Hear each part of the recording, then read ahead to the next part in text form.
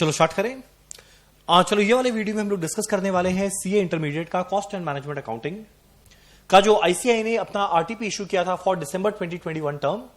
उसमें cost paper के जितने भी क्वेश्चन है वो सारा का क्वेश्चन का सोल्यूशन हम लोग फटाफट डिस्कस करने वाले हैं। चलो हम लोग स्टार्ट करते हैं। सबसे पहले हमारा पहला क्वेश्चन नंबर 1 जो कौन से चैप्टर का है, चैप्टर का नाम क्या लिखा हुआ है, मटीरियल। आज जो हमारा पहला क्वेश्चन है ये कौन से टॉपिक का है मटीरियल में, इन्वेंट्री टर्नओवर रेशियो। आप लोगों को याद होगा हम लोग डिस्कस किए थे इन्वेंट्री का रॉ मटेरियल चैप्टर में। रॉ मटेरियल टर्नओवर रेशियो का फॉर्मूला हुआ करता था raw material consumed divided by average raw material stock. ठीक, क्या क्या इंफॉर्मेशन दिया फटाफट देखें। The following data are available in respect of material X for year ended 31 March 2021। मेरा ओपनिंग स्टॉक दिया हुआ है 9 लाख रुपया, परचेजेस है 1 करोड़ 70 लाख, क्लोजिंग स्टॉक है 11 लाख। कैलकुलेट करना है inventory turnover ratio, formula raw material consumed divided by average raw material stock. तो मेरा सबसे पहला बात रॉ मटेरियल कंज्यूम्ड मिलेगा कैसे। मेरा रॉ मटेरियल कंज्यूम्ड कैसे आएगा, opening stock of raw material plus purchase minus closing stock. तो देखो मेरा ओपनिंग स्टॉक 9 लाख, ऐड करेंगे परचेज लेस करेंगे क्लोजिंग स्टॉक, मेरे को सीधा क्या मिलेगा, रॉ मटेरियल कंज्यूम्ड। सो अगर आप लोग कैलकुलेट करो 9 लाख प्लस 1 करोड़ 70 लाख माइनस 11 लाख, ये वैल्यू कितना बन जाएगा, 1 करोड़ 68 लाख। ये है मेरा रॉ मटेरियल कंज्यूम्ड। और नेक्स्ट मेरे को क्या चाहिए, average raw material stock. Average raw material stock क्या रहेगा, opening stock 9 lakh, closing stock 11 lakh, तो opening plus closing divided by 2, तो मेरा एवरेज रॉ मटेरियल स्टॉक कितना बन जाएगा, 10 लाख। तो मेरा इन्वेंट्री टर्नओवर रेशियो क्या आएगा, रॉ मटेरियल कंज्यूम्ड जो 1 करोड़ 68 लाख है और divided by average raw material stock जो कितना है 10 लाख। अगर कैलकुलेट करेगा ये कितना आएगा, 16.8 टाइम्स। तो देखो ये रुपीज में है, ये भी रुपीज में है, रुपीज गॉन, और ये किसमें बचेगा, 16.8 टाइम्स में। और नेक्स्ट मेरे को निकालना है number of days for which the average inventory is held. वो कैसे मिलेगा, आज साल में 365 डेज, कोई चाहे तो 360 डेज अज्यूम करके भी आगे कर सकता है, पर जनरली 365 डेज रहेगा। तो भाई 365 डेज में 16.8 टाइम्स, 365 डेज में 16.8 टाइम्स मेरा इन्वेंट्री को यूज किया जाएगा। यानी हर कितने दिनों में मेरे को इन्वेंट्री को वापस से लाना पड़ेगा, 365 डिवाइडेड बाय 16.8 जो पता कितना आएगा, 21.726, यानी 21.73 डेज। सो इसका मतलब क्या, हर 21.73 डेज बाद मेरे को नया स्टॉक परचेज करना पड़ेगा। क्यों, ताकि मेरा प्रोडक्शन डिपार्टमेंट वैसे स्टॉक को यूज कर पाए। डन। फिर लास्ट में बोलते हैं इंटरप्रेट करो रेशियो को, यानी कमेंट करना है कैलकुलेटेड एज अबव। तो भैया कितना कैलकुलेशन किए थे, 16.8 times. If the industry inventory turnover ratio is 10, यानी ओवरऑल इंडस्ट्री में इन्वेंट्री टर्नओवर रेशियो चल रहा है 10 का, पर मेरे चल रहा है 16.8 का, यानी ऑब्वियस सा बात है इंडस्ट्री के कंपैरिजन में मच हायर है। यानी ओवरऑल इंडस्ट्री में 365 डेज में 10 बार इन्वेंट्री को यूज करते हैं, यानी 36.5 डेज में, पर हमारे यहां पे 21 डेज में ही इन्वेंट्री को यूज कर लेते हैं। तो ऑब्वियस सा बात है जो मेरा इन्वेंट्री मैनेजमेंट है वो मच बेटर है एज कंपेयर टू इंडस्ट्री, कि जितने कम दिनों तक मेरे पास स्टॉक हम होल्ड करें उतना मेरा कम कैरिंग कॉस्ट लगेगा, उतना अच्छे से हम इन्वेंट्री को मैनेज कर रहा है। तो यहां पे मेरा कमेंट में क्या आएगा,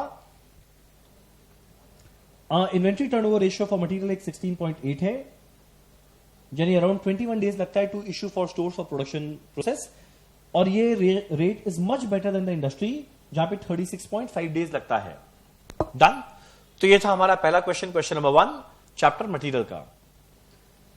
नेक्स्ट हम लोग आते हैं chapter number 2 employ cost. Question 2 क्या लिखा हुआ है, ये वाला क्वेश्चन हमारा है ओवर टाइम का, ट्रीटमेंट ऑफ ओवर टाइम का ये हमारा क्वेश्चन है। क्या लिखा हुआ है, textile limited page following over time premium for its labour beside normal wages of ₹100 per hour. यानी मेरे कंपनी में नॉर्मल वेज रेट है 100 रुपया पर आवर, और मेरा ये कंपनी क्या कर रहा है, ओवर टाइम प्रीमियम दे रहा है। प्रीमियम का मतलब एक्स्ट्रा दे रहा है। कितना एक्स्ट्रा दे रहा है, अगर बाई चांस कोई worker before and after normal working hour काम करे, मान लो नॉर्मल वर्किंग आवर है 10 to 7, अगर बाई चांस कोई वर्कर 10 के पहले या 7 के बाद काम करे तो उसको थोड़ा एक्स्ट्रा देना पड़ेगा। एक्स्ट्रा कितना देंगे, प्रीमियम कितना देंगे, 80% ऑफ बेसिक वेज रेट। तो भाई बेसिक वेज रेट है 100 रुपया, उसका 80% मतलब 80 रुपया एक्स्ट्रा देंगे, यानी नॉर्मल वेज रेट है ₹100, 80 रुपीज एक्स्ट्रा देंगे, यानी कितना देंगे 180 पर आवर। डन। अगर बाई चांस कोई वर्कर संडे को या हॉलीडेज में काम करे तो कितना एक्स्ट्रा मिलने वाला है 150% ऑफ बेसिक। तो 100 का 150% कितना आएगा 150, यानी नॉर्मल वेज रेट है 100, एक्स्ट्रा देंगे 150, यानी कितना देंगे ₹250 पर आवर। डन। अब आगे बोलते हैं during the previous year 2019-20 the following hours were worked. पूरे कंपनी में लास्ट ईयर में कितना आवर काम किया गया दिया हुआ है। नॉर्मल टाइम 3 लाख आवर, यानी @100 पर आवर।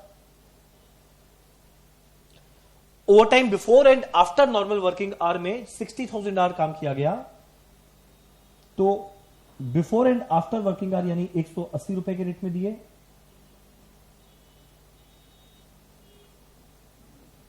और आगे बोलते हैं संडेज या हॉलीडेज को काम किया तो रेट क्या आएगा ₹250, ये दे रहे हैं @250 पर आवर। ठीक। लास्ट ईयर में पूरे कंपनी में ये 3 ड्यूरेशन में इतना रेट के बेसिस पे पेमेंट किया गया था। फिर आगे बोलते हैं during the current year 2020-21 the following are have been worked on job spinning. यानी मेरे करंट ईयर में एक पर्टिकुलर जॉब आया जिसका नाम है जॉब स्पिनिंग। उस जॉब में मेरा कुल मिला के कितना आवर काम किया गया है वो दिया हुआ है। Normal hour 4000, over time before and after 400, on Sunday and holiday 100, कुल मिला के 4500 आवर। मेरे को करना क्या है, you are required to calculate the labour cost chargeable to job spinning and overhead in each of the following instances. तो following 3 circumstances में मेरा लेबर कॉस्ट में कितना जाएगा, मेरे ओवरहेड में कितना जाएगा, ये मुझे कैलकुलेट करना है। अब देखो ओवर टाइम जब भी देंगे ना हम लोग देते हैं 3 सिनेरियो में। पहला, साल भर शॉर्टेज रहेगा लेबर का, तो भाई अगर साल भर लेबर का शॉर्टेज रहेगा तो मान लो कोई पर्टिकुलर टास्क को करवाने के लिए एक्चुअल में 10 वर्कर चाहिए, पर हम साल भर खाली 8 ही रखता है। तो भाई अगर काम करवाना है 10 के लायक और रखे हैं 8, तो 8 को तो ओवर टाइम करना ही पड़ेगा, और अगर ओवर टाइम करना ही पड़ेगा तो उनको ओवर टाइम प्रीमियम एनीवेज देना पड़ेगा। यानी जो बोलते हैं ना नॉर्मल वेज रेट 100 रुपया पर आवर है, ये सिचुएशन में नॉर्मल वेज रेट 100 रुपया पर आवर नहीं रहेगा कि हर एक वर्कर को ओवर टाइम दिया जाएगा, तो नॉर्मल वेज रेट थोड़ा ज्यादा रहेगा। कितना रहेगा, जो वेटेड एवरेज रेट आया वो रहेगा।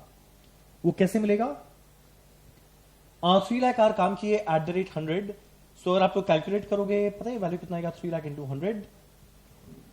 यहां अगर हम लिखे रुपीस कितना आएगा, 3 लाख इंटू 100 कितना बनेगा, 3 करोड़, 3 करोड़। अगले वाले में 60,000 इंटू 180, 60,000 इंटू 180 कितना बनेगा, ये आएगा 1 करोड़ 8 लाख। लास्ट में वाले में 15,000 इंटू 250, ये रेट क्या बनेगा 37,50,000। यानी अगर हम टोटल करके देखें तो साल भर में हम लोग अपने वर्कर्स को कितना वेजेस दे रहे हैं, 4,45,50,000। कितना आर काम करने पे, 3,75,000 आर काम करने पे। यानी अगर ऑन एन एवरेज रेट देखे तो पता है ये ऑन एन एवरेज रेट कितना बन जाएगा,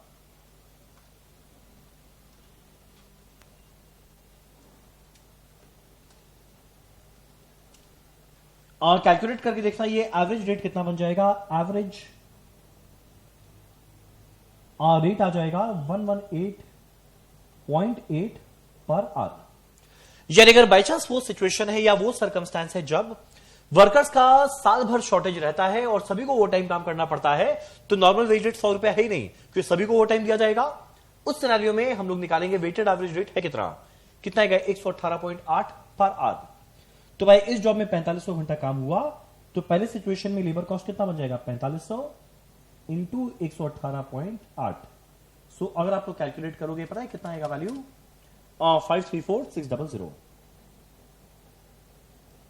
ये चला जाएगा मेरा डायरेक्ट वेजेस में। ठीक। मेरा सेकंड सिचुएशन क्या है, कभी कभी वर्क इरेगुलरली करना पड़ेगा over time to meet the requirement of production. यानी मान लो साल में 9 महीना ऑफ सीजन है, 3 महीना पीक सीजन है, तो जब पीक सीजन है ना उस समय खाली ओवर टाइम करवाया जाएगा। तो खाली अगर पीक सीजन में पीक सीजन में खाली अगर ओवर टाइम काम कराया जाएगा तो ऑब्वियस सा बात है उस दौरान जो ओवर टाइम का एक्स्ट्रा खर्चा लगा वो उस समय जितने यूनिट बने सबके लिए लगा। पर हम लोग को यह नहीं पता चल रहा है कि एग्जैक्ट कौन सी यूनिट में कितना ओवर टाइम लगा, पर सारे यूनिट में लगा है। तो जितना ओवर टाइम का एक्स्ट्रा पैसा दिए ना, जो प्रीमियम दिए, वो खर्चा तो लगा पर वो डायरेक्टली नहीं पता, वो इनडायरेक्टली पता है, वो यानी वो कहां जाएगा, ओवरहेड में। तब सिचुएशन बी में मेरा ओवरहेड का कॉस्ट और वेजेस का कॉस्ट कितना आएगा? देखो 4500 घंटा काम किए, नॉर्मल रेट है 100 रुपया पर आवर। तो सिचुएशन बी में मेरा डायरेक्ट वेजेस में कितना चला जाएगा? 4500 घंटा काम किए एट द रेट 100 रुपया पर आवर, यानी 4.5 लाख रुपया जाएगा डायरेक्ट वेजेस। और नेक्स्ट मेरा कुछ ओवरहेड में जाएगा। क्वेश्चन उठता है कितना? देखो इतने और इतने यार में ओवर टाइम का काम किया गया, और किस रेट में पैसा दिए? 180 एंड 250, यानी एक्स्ट्रा कितना दिए? 80 रुपया। एक्स्ट्रा कितना दिए? 150 रुपया। तो ओवरहेड में कितना जाएगा? 400 इंटू 80। Next 100 into 150। सो अगर तुम लोग कैलकुलेट करेगा तो देखना ये वैल्यू कितना आ जाएगा? 47,000। डन। तो ये हुआ मेरा सिचुएशन 2, जब इनरेगुलरली मुझे ओवर टाइम का काम करना पड़ रहा है। लास्ट में मेरा सिचुएशन 3, जब क्या बोलता है? ओवर टाइम कर रहे हैं at the request of customer to expedite the job. यानी कस्टमर आया और आके मेरे को रिक्वेस्ट कर रहा है कि आप प्लीज ये काम जल्दी से करके दो ना। हम बोले भाई पॉसिबल नहीं है, मुझे टाइम लगेगा। बोला प्लीज आप जल्दी से काम करो, जितना एक्स्ट्रा काम करवाना है करवाओ, जो ओवर टाइम काम करवाना है करवाओ, जितना एक्स्ट्रा कॉस्ट लगेगा हम देंगे। तो जब एक पर्टिकुलर जॉब में कस्टमर बोल रहा है कि ये एक्स्ट्रा कॉस्ट हम देंगे, तब तो मुझे डायरेक्टली पता है वो उसी कस्टमर से लेना है। यानी मेरा जितना ओवर टाइम का एक्स्ट्रा प्रीमियम लगेगा सब उसी कस्टमर से लेंगे, सीधा उसी जॉब में डायरेक्ट वेजेस बोल के चार्ज करेंगे। तो लास्ट में पॉइंट नंबर 3 में डायरेक्ट वेजेस में क्या आएगा? जो 4.5 लाख आया वो तो सेम रहेगा। अब जो एक्स्ट्रा ओवर टाइम का प्रीमियम भी दिए ना, वो भी एग्जैक्ट उसी कस्टमर से डायरेक्टली चार्ज करेंगे, इसीलिए हम लोग कहां डाल देंगे? डायरेक्ट वेजेस में। तो ये कितना आएगा? 4,97,000। डन। चलो ये था हमारा चैप्टर 2 एम्प्लॉय कॉस्ट का क्वेश्चन, जो हमारा आरटीपी का क्वेश्चन नंबर 2 था। नेक्स्ट है मेरा क्वेश्चन नंबर 3, जो चैप्टर है ओवरहेड का। आई थिंक ये एक साइमल्टेनियस इक्वेशन मेथड का क्वेश्चन है। Yes, very easy question. चाहे इस क्वेश्चन में फटाफट पढ़ते हैं। PL Limited has 3 production departments, P1, P2, P3, and 2 service departments, S1 and S2. The following data are extracted from the records of the company for the month of October 2020. कुल मिला के देखो 1, 2, 3, 4, 5, 6 expense दिया हुआ है। Rent and rates, general lighting, indirect wages, power, depreciation on machinery, अगला insurance of machinery. ये sense मेरा सारा खर्चा टोटल में दिया हुआ है, इसी वजह से मेरे को सारे कॉस्ट को क्या करना पड़ेगा? पोर्शन। नेक्स्ट, इसके अलावा ये 3 प्रोडक्शन डिपार्टमेंट और ये 2 सर्विस डिपार्टमेंट में एक और कॉस्ट दिया हुआ है डायरेक्ट वेजेस, जो हर एक में क्या लगा? एग्जैक्ट दिया हुआ है। तो मेरा हर एक के अंदर में एग्जैक्ट क्या लगा? दिया हुआ है। इसका हम लोग क्या करेंगे? एलोकेशन। पर ध्यान देना, वर्ड क्या है? डायरेक्ट। वर्ड क्या है? डायरेक्ट।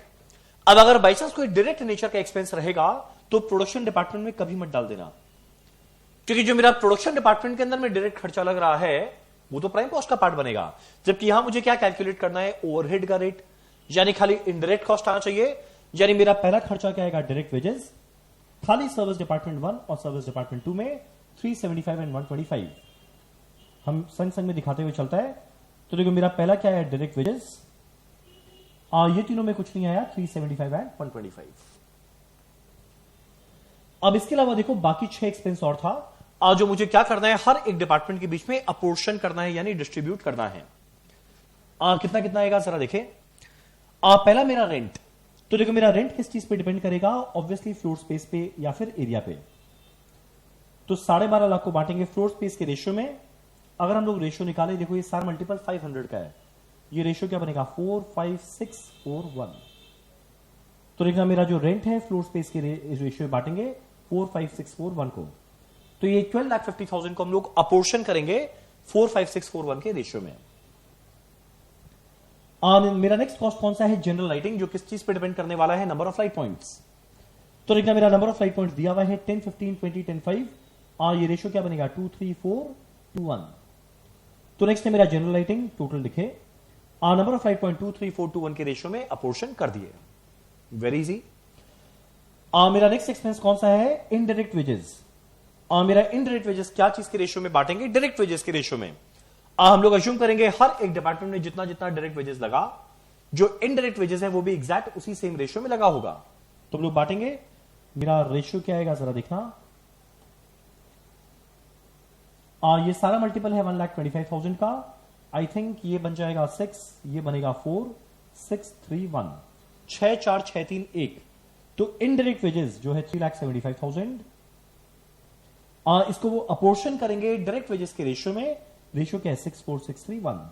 हम लोग सबको डिस्ट्रीब्यूट कर दिए। नेक्स्ट है मेरा पावर है 5 लाख, पावर है 5 लाख।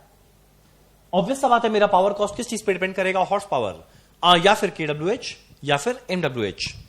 तो देखो मेरा यहां पर क्या लिखा हुआ है, हॉर्स पावर रेशियो क्या है 6, 3, 5, 1। तो मेरा रेशियो क्या बनेगा 6, 3, 5, 1। उस रेशियो में बांट दिए।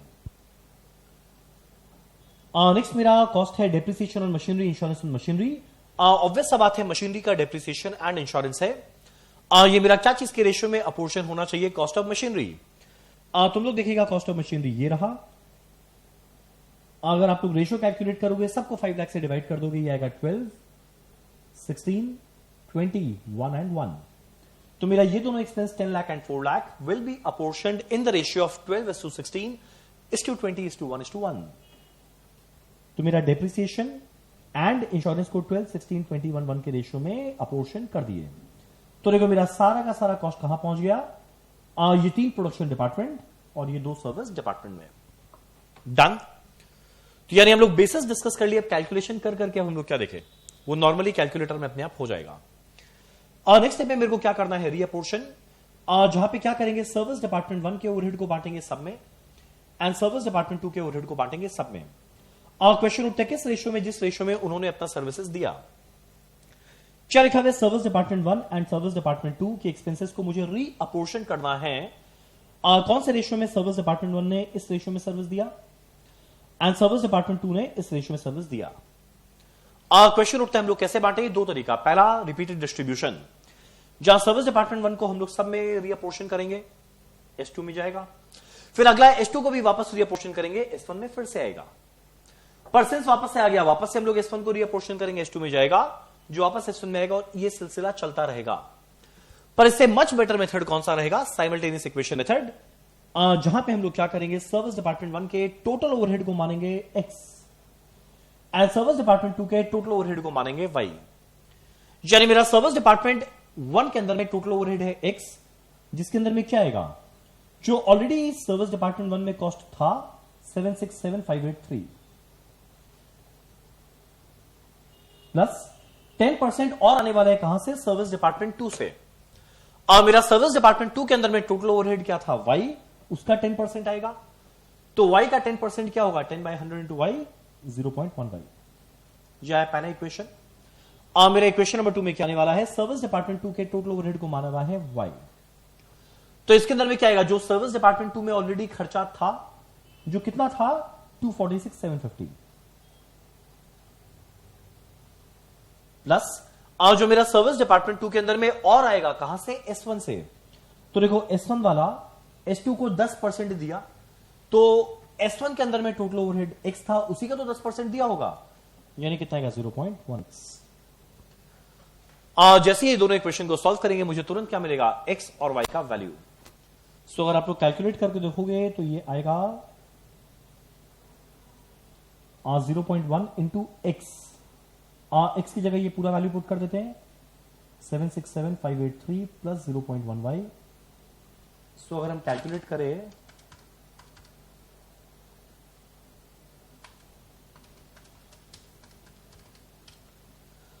और देखना y का वैल्यू आ जाएगा 326 और 775 या 6 में कुछ भी लिख सकते हैं।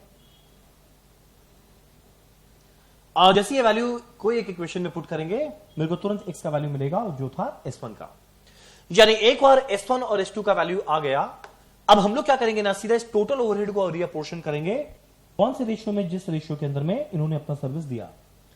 यानी एक ही स्टेप के अंदर में S1 और S2 का ओवरहेड क्या बन जाएगा, 0 एंड 0। तो हम लोग क्या करेंगे, ये सेम टेबल जो ऑलरेडी मेरा आया हुआ था, यहां तक जो ऑलरेडी आया हुआ था यहीं से स्टार्ट करेंगे और S1 के ओवरहेड को बांटना है, जिसमें हम लोग 800,260 को बांट देंगे, तो माइनस करेंगे 800,260। कौन सा रेशियो में, जिस रेशियो में इन्होंने सर्विस दिया, 2, 3, 4, 1।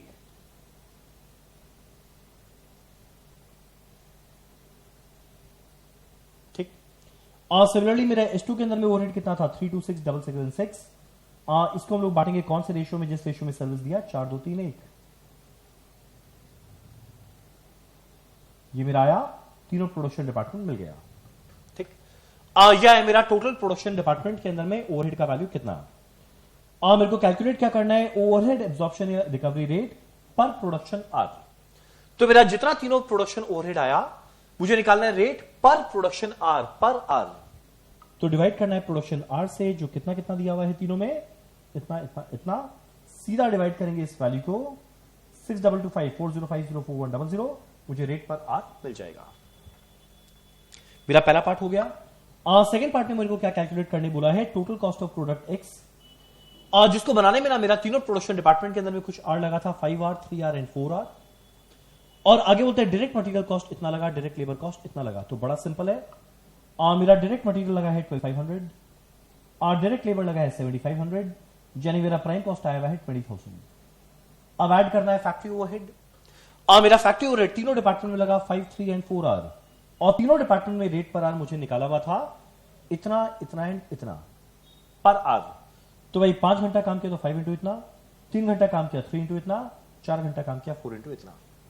और जैसे ही मल्टीप्लाई करके ऐड करेंगे मुझे तुरंत क्या मिलेगा, तीनों डिपार्टमेंट में कुल मिला के ओवरहेड का कॉस्ट कितना आया।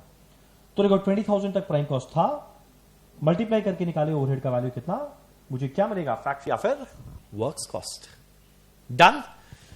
ये था हमारा क्वेश्चन नंबर 3, जो कौन से चैप्टर का था, ओवरहेड। नेक्स्ट हम लोग का है क्वेश्चन नंबर 4, कौन से चैप्टर का, activity based costing. Question number 4 एक काफी सिंपल क्वेश्चन है, जिसमें मेरे को 2 तरीके से करना है, एक ट्रेडिशनल कॉस्टिंग लगाना है, एक एक्टिविटी बेस्ड कॉस्टिंग लगाना है। चलो एनीवेज हम लोग कर लेंगे दोनों तरीका से। क्या क्या लिखा हुआ है, family store wants information about the profitability of individual product line, soft drink, fresh produce and packaged food। यानी मेरे कंपनी के अंदर में 3 तरह का प्रोडक्ट लाइन है। मेरे को क्या कैलकुलेट करना है, तीनों के अंदर में प्रॉफिट कितना आया, प्रॉफिटेबिलिटी कैलकुलेट करना है। Family store provide the following data for the year 2020-21 for each product line. कुछ इंफॉर्मेशन दिया हुआ है, क्या क्या। पहले रेवेन्यू मेरे को तीनों में दिया हुआ है, कॉस्ट ऑफ गुड्स सोल्ड तीनों में दिया हुआ है, कॉस्ट ऑफ बॉटल रिटर्न पहले वाले में है 60,000 60,000 और ये दोनों में है 0 इसके अलावा number of purchase order placed दिया हुआ है, नंबर ऑफ डिलीवरीज दिया हुआ है, number of shelf stocking time दिया हुआ है, आइटम सोल्ड दिया हुआ है। और इसके अलावा मेरा कुल मिला के कॉस्ट क्या क्या लगा है, bottle return, ordering, delivery, shelf stocking में, कस्टमर सपोर्ट में दिया हुआ है total cost, and cost allocation का बेसिस भी दिया हुआ है। करना क्या है, करना क्या है नेक्स्ट पेज में देखते हैं। रिक्वायर्ड 2 चीज, family store currently allocate support cost all cost other than COGS. इसका मतलब सीओजीएस के अलावा बाकी जो सपोर्ट कॉस्ट लग रहा था, ये सब मिला के आप बोलते हैं करेंटली आज के दिन ये सारे सपोर्ट कॉस्ट को अगर हम लोग टोटल करें तो पता है वैल्यू कितना आएगा, 60,000 प्लस 7,80,000 प्लस 12,60,000 प्लस 8,64,000 प्लस 15,36,000 और ये टोटल वैल्यू कितना आ जाएगा, 45 लाख। क्या लिखा हुआ है करेंटली, मतलब आज के दिन ये जो टोटल वैल्यू 45 लाख आया उसको अपोर्शन करता है, तीनों में बांटता है, किस बेसिस पे, on the basis of cost of goods sold off each product line. यानी आज के दिन ये जो टोटल सपोर्ट कॉस्ट आया 45 लाख वो तीनों प्रोडक्ट में अपोर्शन करता है बिना एक्टिविटी में सेग्रीगेट किए, ट्रेडिशनल कॉस्टिंग लगाते हुए, किस रेशियो में, कॉस्ट ऑफ गुड्स सोल्ड के रेशियो में। तो भाई कॉस्ट ऑफ गुड्स सोल्ड का रेशियो क्या है, 30 लाख, 75 लाख एंड 45 लाख। पता है रेशियो क्या बनेगा, 15 लाख का मल्टीपल है 2, 5 एंड 3। यानी जो भी आज के दिन 45 लाख रुपया लगा, ये क्या करता है, तीनों में बांटता है, किस रेशियो में, 2, 5, 3 के रेशियो में। मेरे को कैलकुलेट क्या करना है, प्रॉफिटेबिलिटी। कैलकुलेट क्या करना है, operating income and operating income as a percentage of revenue माने सेल।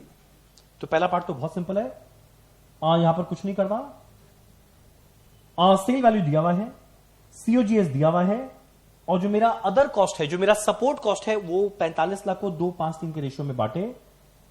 तो अगर सपोर्ट कॉस्ट को अगर हम लोग बांटे और 45 लाख रुपीस को 253 के रेशियो में, तो बताइए वैल्यू कितना कितना आ जाएगा? 9 लाख जाएगा 22,50,000 एंड ये आएगा 30,50,000। ठीक, तो देखो सेल वैल्यू पता है, माइनस करेंगे सीओजीएस, माइनस करेंगे सपोर्ट कॉस्ट, मुझे मिलेगा ऑपरेटिंग इनकम। अब एक और ऑपरेटिंग इनकम आ गया, बाय सेल कर देंगे, मुझे ऑपरेटिंग इनकम का परसेंटेज मिल जाएगा। तो अगर आप लोग देखो कैलकुलेट करके, तो पहला बात ये 45 लाख रुपीस आया। हम लोग क्या किए, सेल वैल्यू मुझे पता था, सीओजीएस मुझे पता था, इस चीज को हम लोग बांटे 2-5-3 के रेशियो में।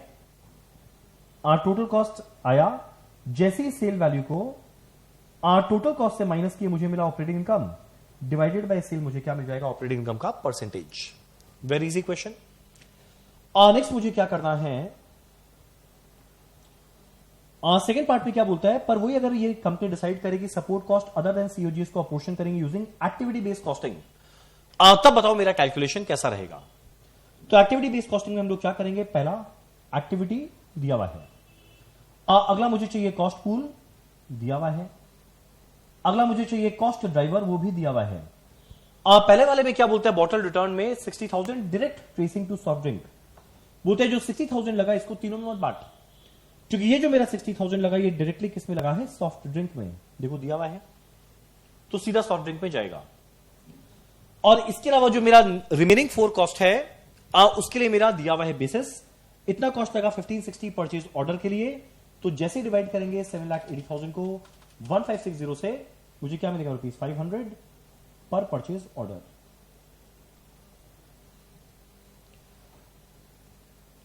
सॉरी, ये नेक्स्ट सेकेंड लाइन में जाएगा।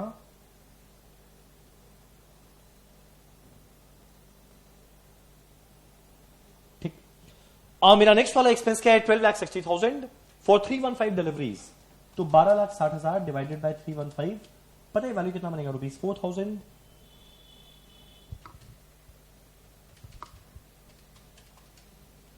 सॉरी, ₹400 पर डिलीवरी।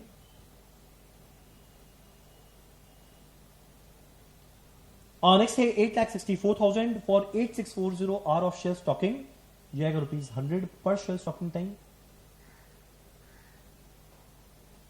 और ये कितना आएगा, 15,36,000 डिवाइड बाय 15,36,000, ₹1 पर आइटम सोल्ड।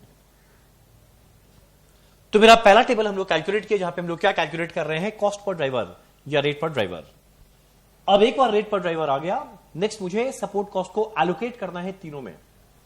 तो मेरा पहला है बॉटल रिटर्न, जो ऑब्वियसली पूरा कहां चला जाएगा, सॉफ्ट ड्रिंक में, 60,000। नेक्स्ट मेरा कॉस्ट क्या आएगा, ऑर्डरिंग, रेट क्या है, ₹500 पर परचेज ऑर्डर, तो मल्टीप्लाई करेंगे number of purchase order.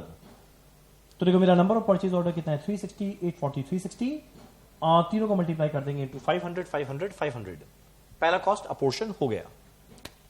Next मेरा डिलीवरी ₹400 पर डिलीवरी, मल्टीप्लाई करेंगे नंबर ऑफ डिलीवरीज, तो देखो मेरा नंबर ऑफ डिलीवरीज दिया हुआ है 300, 2190,660, ये सबको मल्टीप्लाई किस चीज से कर देंगे, @400, और पहला वाला मल्टीप्लाई किससे हुआ था, @500। अगला है शेयर स्टॉकिंग टाइम, 540, 5400, 2700, इसको मल्टीप्लाई किससे करेंगे, ₹100 पर शेयर स्टॉकिंग टाइम, तीनों मल्टीप्लाई कर देंगे 100। लास्ट में आइटम सोल्ड, कस्टमर सपोर्ट था ₹1 पर आइटम सोल्ड, इसको मल्टीप्लाई कर देंगे ₹1 पर आइटम सोल्ड। तो देखो जैसे ही मेरा पांचों कॉस्ट सब में बटा करेंगे टोटल, रेवेन्यू मुझे पता है, सीओजीएस मुझे पता है, तो देखो 1 2 3 4 5, जैसे जस्ट अभी डिस्कस किए वैसे ही हम लोग मल्टीप्लाई करके निकाले total cost, sale minus cost आया ऑपरेटिंग इनकम, बाय रेवेन्यू मुझे क्या मिलेगा, ऑपरेटिंग प्रॉफिट का परसेंटेज। डन। चलो इसी के साथ हमारा एक क्वेश्चन भी होता है खत्म, क्वेश्चन नंबर 4। चलो हम लोग एक काम करते हैं, अपना नेक्स्ट क्वेश्चन करते हैं, क्वेश्चन नंबर 5, और ये कौन से चैप्टर का है, कॉस्ट शीट। तुम लोग देखिएगा काफी सारा लाइन आइटम दिया हुआ है इस कॉस्ट शीट के अंदर में, ओ माय गॉड, जबरदस्त क्वेश्चन है। कॉस्ट शीट में बहुत सारा लाइन आइटम दिया हुआ है, हम लोग को डिस्कस करना है कौन सा लाइन आइटम कहां पर ये जाने वाला है। पहले सबसे पहले क्या लिखा हुआ है, raw material purchase, obviously raw material consume में जब ओपनिंग प्लस परचेज लिखते हैं तो ये परचेज में काम आएगा। फिर आगे बोलता है GST paid under composition scheme. ये कॉम्पोजिशन स्कीम क्या होता है, आप लोग जीएसटी के अंदर में पढ़ लिए होंगे। कॉम्पोजिशन स्कीम के अंदर में अगर बाई चांस जीएसटी को पे किया जाए तो उसका क्रेडिट नहीं मिलता। अगर इनपुट क्रेडिट नहीं मिलेगा तो ऑब्वियस सा बात है कॉस्ट का पार्ट बनेगा, तो हम लोग इसको कॉस्ट का पार्ट बनाएंगे। जब रॉ मटेरियल लिखेंगे तो इसके अंदर में जीएसटी को भी इंक्लूड करेंगे, तो 5 करोड़ प्लस 10 लाख। नेक्स्ट है फ्रेट इनवर्ड या कैरेज इनवर्ड, वो भी ऑब्वियसली इसका पार्ट बनेगा। ट्रेड डिस्काउंट रिसीव हुआ वो मेरा लेस होगा, यानी इन शॉर्ट ये सबको करके देखेंगे तो मुझे क्या मिलेगा, नेट में परचेज का वैल्यू कितना आया। कैश डिस्काउंट होता है, इग्नोर करते हैं। जीएसटी में अगर लिखा रहता है इनपुट क्रेडिट मिलेगा तो हम लोग उसको इग्नोर करते हैं, पर यहां कॉम्पोजिशन स्कीम है यानी नो इनपुट क्रेडिट, तो obviously this will form part of my purchase cost. Next मेरा क्या लिखा हुआ है, wages paid to factory workers, direct wages. Contribution made towards employees PF and ESI. अगला production bonus paid to factory workers, तो मेरा ये तीनों जो एक्सपेंस है वो तीनों मेरा कहां चला जाएगा, डायरेक्ट वेजेस में। याद होगा डायरेक्ट वेजेस के अंदर में मेरा क्या क्या आता था, पहला बेसिक, अगला डियरनेस अलावेंस, अगला हाउस रेंट अलावेंस, अगला बोनस, अगला कंट्रीब्यूशन टू पीएफ ईएसआई, तो ये सभी तो यहां पे आया हुआ है। सब मेरा क्या चीज का पार्ट बनेगा, डायरेक्ट वेजेस। अब इसके बाद देखो क्या बोलता है नेक्स्ट 3 लाइन आइटम में, fees paid for technical assistance. अगला amount paid for power and fuel, job charges paid to job workers. अब देखो पावर एंड फ्यूल को लेकर थोड़ा डिस्प्यूट रहता है, कभी कभी हम लोग इसको डायरेक्ट एक्सपेंस का पार्ट बना सकते हैं, अज्यूमिंग द फैक्ट कि the company is able to trace कि एग्जैक्ट पावर एंड फ्यूल कितना यूज हो रहा है ऑन पर यूनिट प्रोड्यूस्ड, तो वो डायरेक्ट एक्सपेंस है। पर अगर बाई चांस वो एग्जैक्ट ट्रेस ना कर पाए तो इनडायरेक्ट नेचर का रहेगा, हम लोग कहां लेके जाएंगे, फैक्ट्री ओवरहेड। तो जैसा मन जाए करना, जनरली सीए इंस्टीट्यूट इसको डायरेक्ट एक्सपेंस का पार्ट बनाता है। तो मेरा ये जो 3 लाइन आइटम है तीनों कहां जाएगा, डायरेक्ट एक्सपेंस में। डायरेक्ट एक्सपेंस के नोट्स को एक बार देखना रिवाइज करके, बहुत सारा लाइन आइटम था। इसके अलावा जैसे मान लो और क्या रहता, कॉस्ट ऑफ मोल्ड ये सब भी आता, ड्राइंग एंड डिजाइन वो भी आता, टेक्निकल असिस्टेंस वो भी आता, ये सब कहां जाएगा, डायरेक्ट एक्सपेंस में। नेक्स्ट है मेरा stores and spare parts consumed, factory overhead. Depreciation factory building, office building, plant and machinery. नाम है फैक्ट्री बिल्डिंग तो ऑब्वियसली फैक्ट्री ओवरहेड में जाएगा। Plant and machinery, plant and machinery कहां रहेगा, फैक्ट्री में, फैक्ट्री ओवरहेड। अगला बोलते हैं ऑफिस बिल्डिंग, तो भाई ऑफिस का बिल्डिंग का डेप्रिसिएशन है, कहां जाएगा, ऑफिस एंड एडमिनिस्ट्रेशन ओवरहेड, जो आइदर रहेगा प्रोडक्शन नेचर या मार्केटिंग या जनरल नेचर का। तो प्रोडक्शन नेचर का रहता ना, वो जरूर हिंट देता। अगर वो प्रोडक्शन नेचर का हिंट नहीं दिया तो इसको हम लोग जनरल या मार्केटिंग नेचर का अज्यूम करेंगे और कहां लेकर चले जाएंगे, नीचे, सेलिंग एंड डिस्ट्रीब्यूशन के साथ। Salary paid to supervisor, supervisor किसको सुपरवाइज करेगा, एम्प्लॉइज को, कहां पे, फैक्ट्री में, तो ऑब्वियसली कहां जाएगा, फैक्ट्री ओवरहेड। नेक्स्ट है मेरा repair maintenance paid for plant and machinery, factory overhead. Sales office building, vehicle use by director, तो sales office building, selling and distribution. Vehicle use by director, भाई director कहां रहता है, head office में, यानी कहां जाएगा, ऑफिस एंड एडमिनिस्ट्रेशन ओवरहेड। वापस से प्रोडक्शन नेचर नहीं बोला, मतलब जनरल या मार्केटिंग नेचर। नेक्स्ट पेज में insurance premium paid for plant and machinery, factory overhead. Factory building, factory overhead, very easy. Next expenses paid for quality control check. याद होगा हमारे रिवाइज कॉस्ट शीट के अंदर में quality control cost and research and development cost बोल के भी एक आता था, तो यही कहां पर जाएगा, क्वालिटी कंट्रोल कॉस्ट। मेरा research and development cost paid for improvement in production process, ये कहां जाएगा, रिसर्च एंड डेवलपमेंट कॉस्ट। अब आगे देखो क्या लिखा हुआ है, expenses paid for administration of factory work, administration of factory work, तो एडमिन ओवरहेड है पर फैक्ट्री से रिलेट करता है, तो ये मेरा कहां पे जाने वाला है, admin overhead of production nature. तो एक था मार्केटिंग या जनरल जो नीचे चल रहा था, पर यहां पे बोला है एडमिनिस्ट्रेशन का खर्चा पर फैक्ट्री से रिलेट करता है, तो office and administration of production nature. Salary paid to functional manager, functional manager सारे कहां बैठते हैं, हेड ऑफिस में, यानी मेरा ये तीनों खर्चा किसका आएगा, ऑफिस एंड एडमिनिस्ट्रेशन। पहला बोलता है प्रोडक्शन कंट्रोल के लिए लगा, तो भाई ये ऑफिस एंड एडमिन में लगा पर प्रोडक्शन नेचर का है। मेरा अगला दोनों finance and accounts and sales and marketing, since factory के बारे में कुछ नहीं बोला तो ऑफिस एंड एडमिनिस्ट्रेशन जनरल या मार्केटिंग नेचर का है। Next salary paid to general manager, office and administration overhead, general nature. Next आगे बोलता है packing cost paid for primary packing, तो याद होगा एक सेपरेट लाइन आइटम आता था, प्राइमरी पैकिंग कॉस्ट, ये वहां पर जाएगा। For redistribution of finish goods, यानी ये सेकेंडरी पैकेजिंग है, ये कहां जाएगा? Selling and distribution. नेक्स्ट है मेरा interest in finance charges paid. अब इंटरेस्ट इन फाइनेंस चार्जेस के अंदर में जब मई 2021 का स्टडी मटेरियल आईसीआई ने इशू किया, वो लोग क्या किया, सारे के सारे कॉस्ट को लिखने के बाद एक सेपरेट लाइन आइटम बना के दिखाना शुरू किया इंटरेस्ट इन फाइनेंस चार्जेस को, इस तरीका से। ठीक, और जैसा कि हम लोग डिस्कशन हमेशा करते हैं, इंटरेस्ट जो मेरा खर्चा है ये फाइनेंशियल नेचर का है, और अगर ये फाइनेंशियल नेचर का कॉस्ट है तो ये कॉस्ट शीट का पार्ट नहीं होना चाहिए। अब अगर तुम लोग मई 2022 का स्टडी मटेरियल देखेगा तो वापस से उन्होंने इसको कॉस्ट शीट का पार्ट नहीं बनाया, यानी जब ये लोग इंक्लूड किया तो जो चीज उतना लॉजिकल नहीं था वो लोग कर दिया, पर मई 22 के स्टडी मैट ने इसको वापस से रेक्टिफाई करके इसको रिमूव कर दिया। अब क्वेश्चन उठता है एग्जाम में, अगर बाई चांस आए तो हम लोग क्या करेंगे? जो मन चाहे करना, अगर ये नीचे लो तो ले लेना, पर बेटर होता है इसको एक्सक्लूड करना, क्योंकि लॉजिकली इंक्लूड नहीं होना चाहिए, जिसके लोग ठीक से रेक्टिफाई कर दिया मई 2022 के स्टडी मटेरियल के अंदर में। डन। नेक्स्ट है फीस पे टू ऑडिटर या लीगल एडवाइजर या इंडिपेंडेंट डायरेक्टर। ऑब्वियस सा बात है तीनों मेरा हेड ऑफिस के अंदर में आएगा, सिंस ये प्रोडक्शन रिलेटेड नहीं है तो जनरली मार्केटिंग नेचर का। Payment for maintenance of website for online sale. Online sale करने के लिए एक वेबसाइट बनाया हुआ है, तो इसका ऑब्जेक्टिव क्या है? सेलिंग एंड डिस्ट्रीब्यूशन में हेल्प करना। Performance bonus pay to sales staff, selling and distribution. मेरा वैल्यू ऑफ स्टॉक 1 अप्रैल का दिया है, 31 मार्च का दिया है, मतलब ये तीनों आया ओपनिंग स्टॉक, ये तीनों आया क्लोजिंग स्टॉक। फिर आगे बोलता है amount realised by selling of waste generated during manufacturing process. Manufacturing करने के दौरान कुछ स्क्रैप जनरेट हुआ जिसको बेच के पैसा मिला, तो याद होगा प्राइमरी पैकिंग कॉस्ट के जस्ट पहले हम लोग लिखते थे लेस सेल ऑफ स्क्रैप या less sale of scrap. Done. तो इसके बेसिस पे हम लोग क्या बना सकते हैं? अपना कॉस्ट शीट।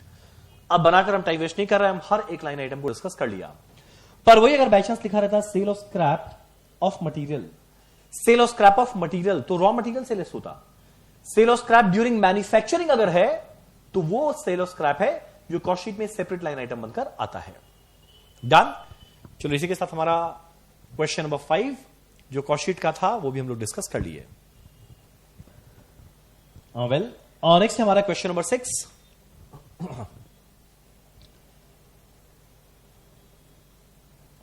क्या लिखा हुआ है क्वेश्चन नंबर 6 के अंदर में? XYZ Limited maintains a non-integrated accounting system, non-integrated, for the purpose of management information. The following are the data related with the year 2021. सबसे पहले मेरा ओपनिंग बैलेंसेस दिया हुआ है, stores ledger control, WIP control, FG control, building construction and cost ledger control, मतलब GLA। इसका एक और नाम होता है जनरल लेजर एडजस्टमेंट। तो ऑब्वियस सा बात है मेरा पहला जो 4 है इसका रहेगा डेबिट बैलेंस, और इसका क्या रहेगा? Credit balance. ठीक, तो पहले हम लोग 5 लेजर अकाउंट बनाए, जहां पे पहला 4 के डेबिट में आ गया और लास्ट वाला क्रेडिट में आ गया। फिर आगे बोलते हैं during the year following transaction took place. पहला मटेरियल परचेज्ड, तो जब मटेरियल को परचेज करेंगे तो ऑब्वियस सा बात है stores ledger control account debit होगा। मेरा रॉ मटेरियल आया stores ledger control account debit. अब आइदर कैश परचेज करे या क्रेडिट परचेज करे तो टू कैश या क्रेडिटर होता। कैश या क्रेडिटर हम लोग नॉन इंटीग्रेटेड में नहीं लिखते, उसकी जगह क्या आता है? GLA या फिर कॉस्ट लेजर कंट्रोल, तो डबल एंट्री कर देंगे। अब एक और मटेरियल परचेज की हम लोग कुछ इशू कर रहे हैं प्रोडक्शन करने के लिए, तो भाई जो प्रोडक्शन करने के लिए इशू कर रहे हैं वो तो डायरेक्ट नेचर का मटेरियल है, और अगर ये डायरेक्ट नेचर का है तो ये रॉ मटेरियल FG बनने वाला है, पर पहले वो WIP बनेगा। तो क्या करेंगे? WIP अकाउंट डेबिट, क्या इशू किए? रॉ मटेरियल, तो क्या लिख दिए? To SLC। और नेक्स्ट मेरा इशू टू जनरल मेंटेनेंस, तो भाई repair and maintenance direct nature का नहीं है, इनडायरेक्ट है, और अगर ये इनडायरेक्ट है यानी ये ओवरहेड है, और फैक्ट्री के अंदर में लग रहा है कहां जाएगा? Factory overhead control account debit, क्या इशू किए? SLC, तो टू SLC। और मेरा कुछ मटेरियल को इशू करते हैं बिल्डिंग कंस्ट्रक्शन के लिए, तो देखो बिल्डिंग कंस्ट्रक्शन अकाउंट एक चल रहा था, तो ये कहां पर जाएगा? बिल्डिंग कंस्ट्रक्शन अकाउंट में। क्या इशू किया? SLC, तो टू SLC। तो मेरा SLC में एक चीज हुआ डेबिट, और ये 3 चीज क्या हुआ? क्रेडिट, और डबल एंट्री हम लोग कर लेंगे। और नेक्स्ट है मेरा वेजेस, ग्रॉस वेजेस पेड 45,000, तो जैसे ही वेजेस को पे करेंगे एंट्री क्या होगा? Wages control account debit to cash या टू बैंक, जो जिसकी जगह क्या आएगा? GLA। तो 45,000 पे किए। आउट ऑफ 45,000 12,000 मेरा इनडायरेक्ट नेचर का था, तो इनडायरेक्ट वर्ड आते ही आएगा ओवरहेड, कहां ट्रांसफर करेंगे? Factory overhead to wages control. कुछ मेरा बिल्डिंग कंस्ट्रक्शन के लिए गया, हम लोग कहां ट्रांसफर करेंगे? Building construction to wages control. ठीक, तो देखो आउट ऑफ 45 15,000 हम लोग कुछ इनडायरेक्ट था, कुछ बिल्डिंग था, यानी जो रिमेनिंग 30,000 है वो इंप्लाइड बात है, वो डायरेक्ट होगा पक्का। इनडायरेक्ट का बताया, बिल्डिंग के लिए बताया, पर डायरेक्ट वाला तो नहीं बताया, तो ऑब्वियसली बैलेंसिंग फिगर क्या रहेगा? डायरेक्ट। और जैसे ही शब्द आएगा डायरेक्ट, हम लोग कहां ट्रांसफर करेंगे? डब्ल्यूआईपी में, टू वेजेस कंट्रोल। तो मेरा वेजेस का अकाउंट बैलेंस कर जाएगा। डन। और इसके बाद बोलते हैं factory overhead actual amount incurred excluding item shown above. यानी ऊपर में जितना भी आइटम बोला हुआ है, इसके अलावा कुछ और खर्चा लगा है फैक्ट्री ओवरहेड का। तो जब फैक्ट्री ओवरहेड को इनकर करेंगे, पे करेंगे, एंट्री क्या होगा? Factory overhead account debit to bank, bank की जगह जीएलए। तो यहां पे क्या लिखेंगे? Factory overhead account debit to GLA. फिर आगे बोलते हैं जितना फैक्ट्री ओवरहेड को इनकर किए उसमें कुछ बिल्डिंग कंस्ट्रक्शन के लिए था, तो वहां ट्रांसफर कर दे। बिल्डिंग कंस्ट्रक्शन में गया, कहां से? फैक्ट्री ओवरहेड से। और मेरा कुछ अंडर एब्जॉर्ब्ड रह गया, तो जो अंडर रिकवरी है वो कंपनी के लिए लॉस है, जो पीएल में ट्रांसफर करते हैं, तो ये कहां जाएगा? Costing PL to factory overhead. Very easy. और नेक्स्ट मेरा क्या है? Royalty paid. रॉयल्टी, अब ये नहीं बोला ऑन सेल है तो हम लोग मानेंगे ऑन प्रोडक्शन। और रॉयल्टी ऑन प्रोडक्शन क्या होता है? Direct expense.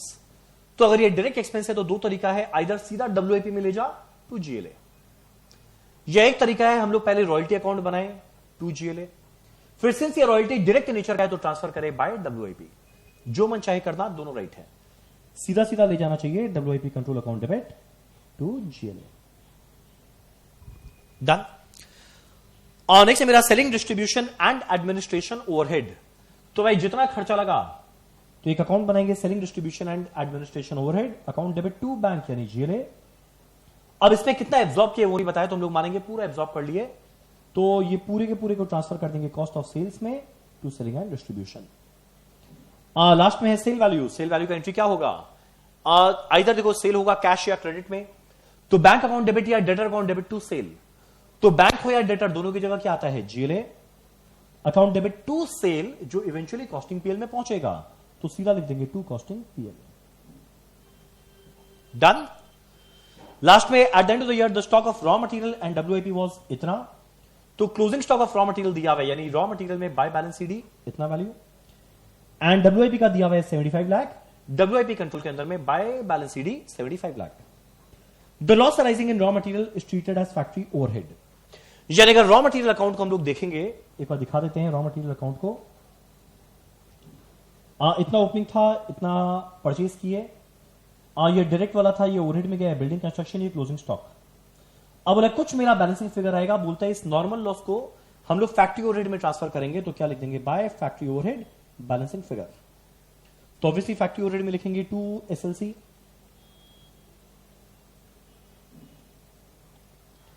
फिर आगे बोलते हैं building under construction was completed during the year, यानी जो अभी तक चल रहा था बिल्डिंग कंस्ट्रक्शन अकाउंट बोल के, अब ये प्रॉपर बिल्डिंग बन गया। और अगर ये प्रॉपर बिल्डिंग बन गया तो बिल्डिंग कंस्ट्रक्शन में जो भी बैलेंस था वो बिल्डिंग में ट्रांसफर कर देना चाहिए। एंड बिल्डिंग क्या है? Fix asset. और अगर बाई चांस ये फिक्स एसेट है तो फिक्स एसेट को अलग से तो नहीं दिखाते नॉन इंटीग्रेटेड में, क्या बोल के दिखाते हैं? जीएलए। तो बिल्डिंग कंस्ट्रक्शन को अगर देखेगा, सारा खर्चा डेबिट में लिखे, लास्ट में ट्रांसफर कर देंगे बाय जीएलए या बाय कॉस्ट लेजर कंट्रोल बोल के। और लास्ट में बोलते हैं जीपी 20% ऑन सेल, तो भाई सेल वैल्यू कितना था? 1,35,000, यानी ग्रॉस प्रॉफिट कितना आएगा? 1,35,000 का 20% 27,000, यानी पता है सीओजीएस क्या आएगा? Sale minus GP, sale value 135 minus GP 27,000, COGS कितना आएगा? 1,08,000।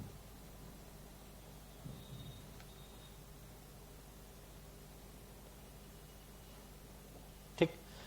ये जो सीओजीएस का वैल्यू आया, इसका एंट्री क्या होता है? कितना गुड्स को सेल किए।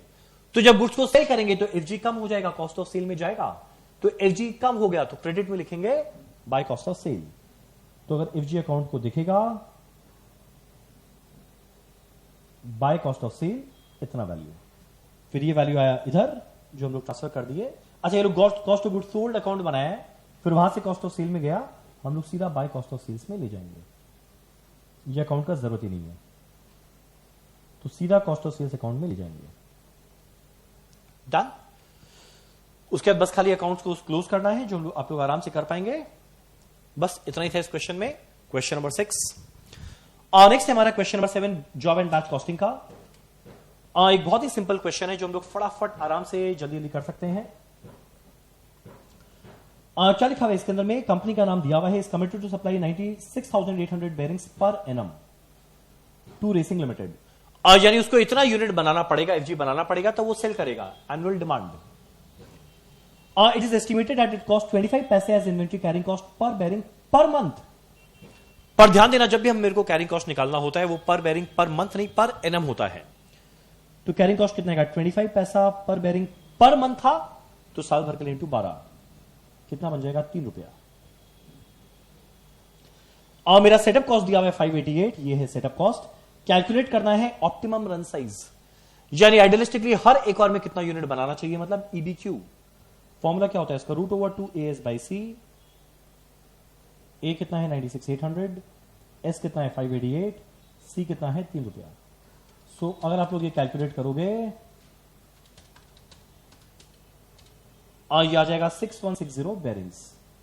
यानी पहले वाले पार्ट का आंसर क्या आएगा? 6160। डन। सेकेंड पार्ट में बोलते हैं, assuming the company has a policy of manufacturing 8800 bearings पर रन। यानी ईबीक्यू आया है 6160, तो आइडियलिस्टिकली उसे हर एक बार में 6160 यूनिट बनाना चाहिए। पर मेरे कंपनी का पॉलिसी है ये हर एक बार में 8800 बेरिंग्स बनाता है, तो ऑब्वियसली कुछ एक्स्ट्रा कॉस्ट लगेगा। मेरे को कैलकुलेट करके बताना है कि एक्स्ट्रा कॉस्ट क्या लगा।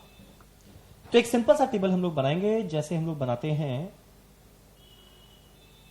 एक ऑप्शन है ईबीक्यू, एक ऑप्शन है प्रेजेंट पॉलिसी। तो पहला एनुअल रिक्वायरमेंट, साल भर में कितना बनाना है? 96,800।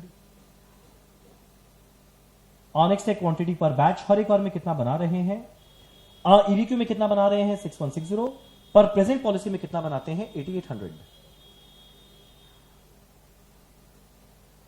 तो इससे मेरे को सीधा क्या मिलेगा? Number of batch.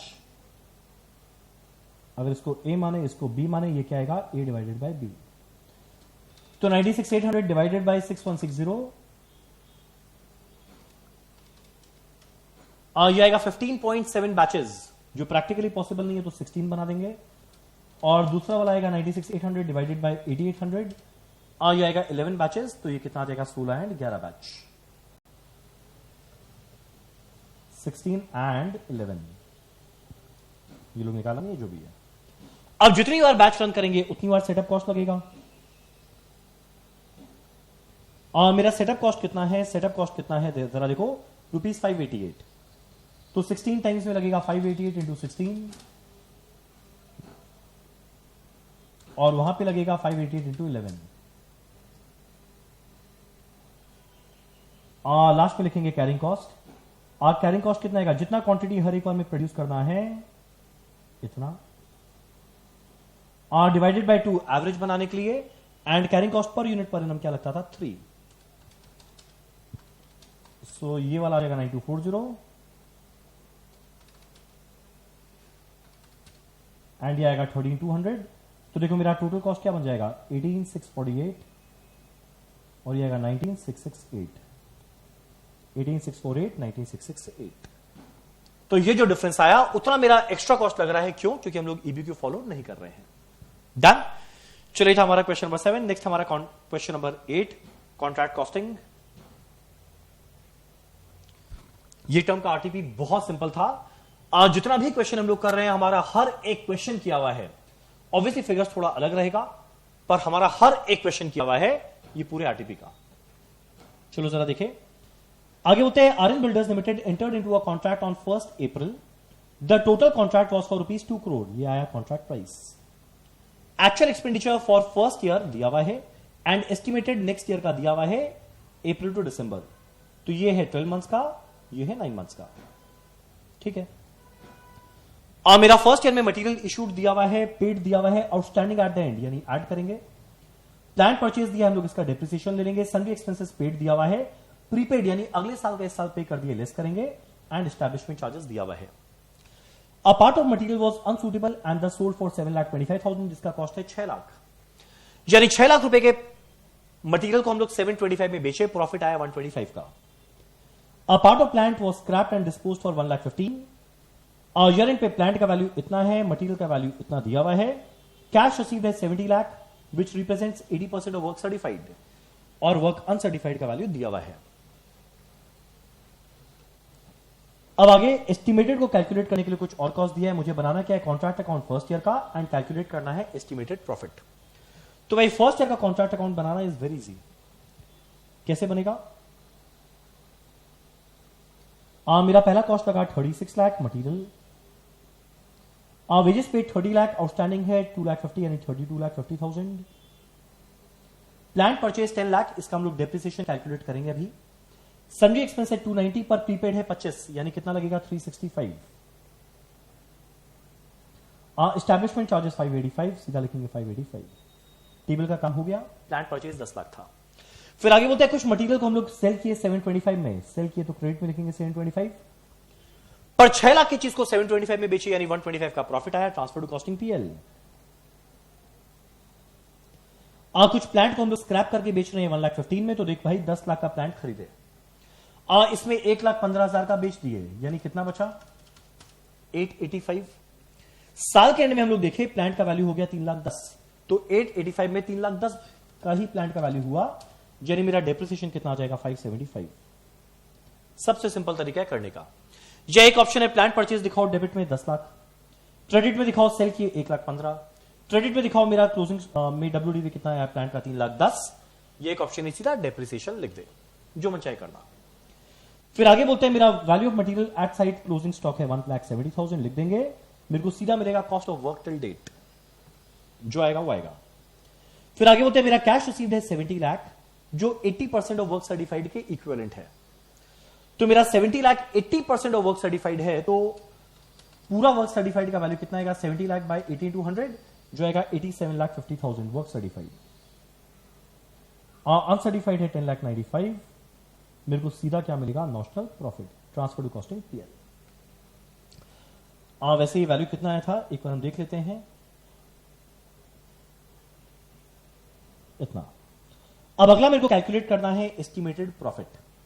अब एस्टिमेटेड प्रॉफिट को कैलकुलेट करने का दो तरीका, एक कॉन्ट्रैक्ट अकाउंट बनाओ अगले साल का, यह एक ऑप्शन है, दोनों साल का कॉन्ट्रैक्ट अकाउंट जोड़ के बना दो, कॉन्ट्रैक्ट प्राइस से लेस कर दो, जो मैं चाहिए करना। अब मान लो हम लोग सेकंड ईयर का ओनली सेकंड ईयर का कॉन्ट्रैक्ट अकाउंट बना रहे हैं, तो पहला शुरुआत ओपनिंग स्टॉक ऑफ मटेरियल के साथ वो था 170। सेकंड ईयर में और मटेरियल आया 34,30,000, वेजेस पेड 34,93,200। सेकंड ईयर के आउटस्टैंडिंग को ऐड करेंगे, पहला साल का आउटस्टैंडिंग को लेस करेंगे। कब? जब हम लोग ओनली सेकंड ईयर का कॉन्ट्रैक्ट अकाउंट बना रहे हैं। ये एक और ऑप्शन क्या था, दोनों साल के कॉन्ट्रैक्ट अकाउंट को जोड़ के बना दे, तो दोनों टोटल कॉस्ट एक साथ मिल जाएगा। तो यहां पे क्या लिखेंगे 34,93 प्लस 3,32,000 माइनस 2,50,000। प्लांट और कुछ परचेज नहीं किए, सन्ड्री एक्सपेंस 275 पर पिछले साल का प्रीपेड इस साल पे किए, तो 275 प्लस 25 कितना हो जाएगा 3 लाख। Very easy. अब जो मेरे पिछले साल के एंड में प्लांट का वैल्यू था 3,10,000, वो इस साल का शुरुआत हुआ। फिर आगे बोलते हैं कुछ और प्लांट परचेज किए 12.5 लाख का, तो 3,15,000 था,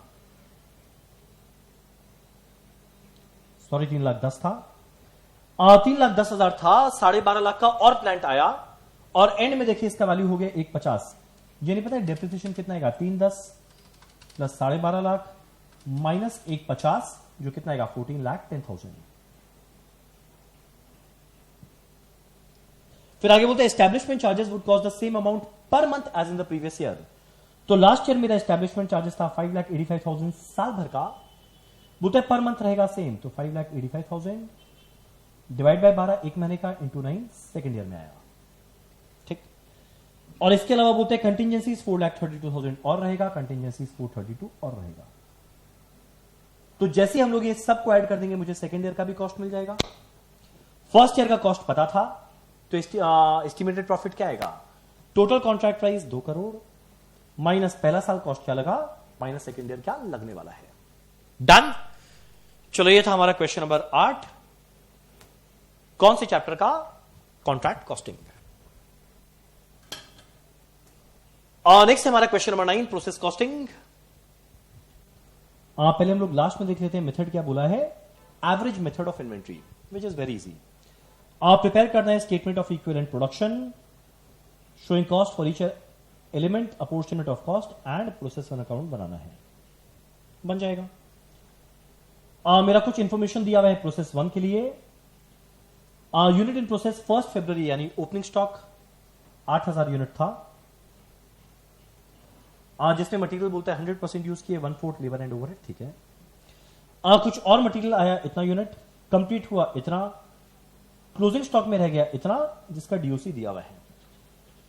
जो मेरा ओपनिंग डब्ल्यूआईपी था इसमें मटेरियल लेबर ओवरहेड क्या लगा, ये वैल्यू। करंट मंथ में मटेरियल लेबर ओवरहेड क्या लगा, ये वैल्यू। Very easy question. अगर हम लोग प्रोसेस अकाउंट बनाए तो सबसे पहले टू ओपनिंग डब्ल्यूआईपी कितना यूनिट था, 8000, क्वांटिटी वैल्यू,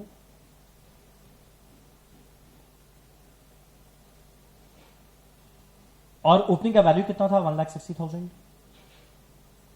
ओपनिंग। इसके बाद करंट पीरियड में हम लोग और नया यूनिट को लेके आए 32,000, तो कुछ और मटेरियल आया 32,000, जिसमें मटेरियल कॉस्ट क्या लगा, 5,12,000। कुछ और लेबर एंड ओवरहेड भी लगा 3 लाख एंड 3 लाख। अब यूनिट कंप्लीट हुआ 28,000, तो बाय प्रोसेस 2 28,000। कुछ यूनिट इन प्रोसेस रह गया, बाय क्लोजिंग डब्ल्यूआईपी कितना रह गया, 12,000। मेरा सबसे पहला काम देखो, दोनों तरफ का क्वांटिटी मैच हुआ, एकदम हुआ 40,000 40,000। अब मेरे को निकालना क्या है, ये दोनों का वैल्यू, बस काम खत्म। अब अगर बाई चांस क्वेश्चन के अंदर में क्लोजिंग डब्ल्यूआईपी आ जाए तो मेरे को 3 स्टेटमेंट बनाना पड़ता था, और संग में अगर ओपनिंग डब्ल्यूआईपी भी आ जाए तो मेरे को यह जानना है कि कौन सा मेथड यूज करना है। यहां पे क्लियर कट बोला है average method.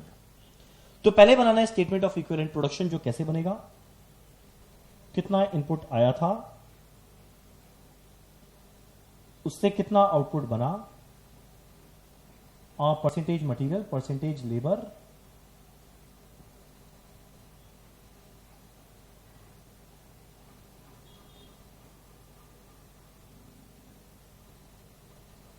Percentage material, percentage labour and percentage overhead. पहला बात कितना यूनिट्स आया था, 40,000। इसमें मेरा कंप्लीट हो गया निकला 28, क्लोजिंग डब्ल्यूआईपी 12।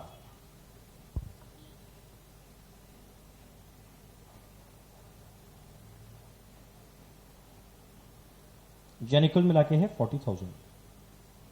कितना सिंपल क्वेश्चन है, no normal loss, no abnormal loss, कुछ नहीं। अब ऑब्वियसली जो कंप्लीट हुआ है वो 100% कंप्लीट होगा मटेरियल लेबर ओवरहेड में। एंड मेरा क्लोजिंग डब्ल्यूआईपी के अंदर में डिग्री ऑफ कंप्लीशन दिया था मटेरियल 100 एंड लेबर ओवरहेड 1/3। 1/3 माने 33.33।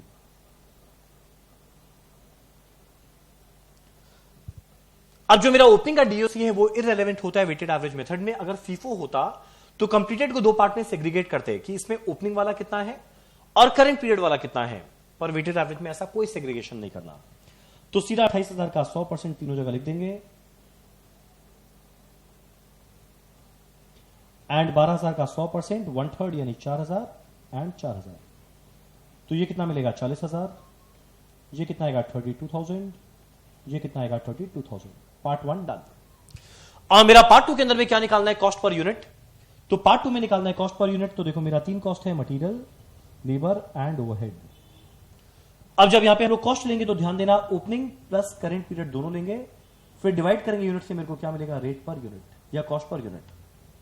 तो देखो मेरा मटेरियल का ओपनिंग में कितना लगा हुआ था, 120, करंट में लगा 512, दोनों मिला के 632।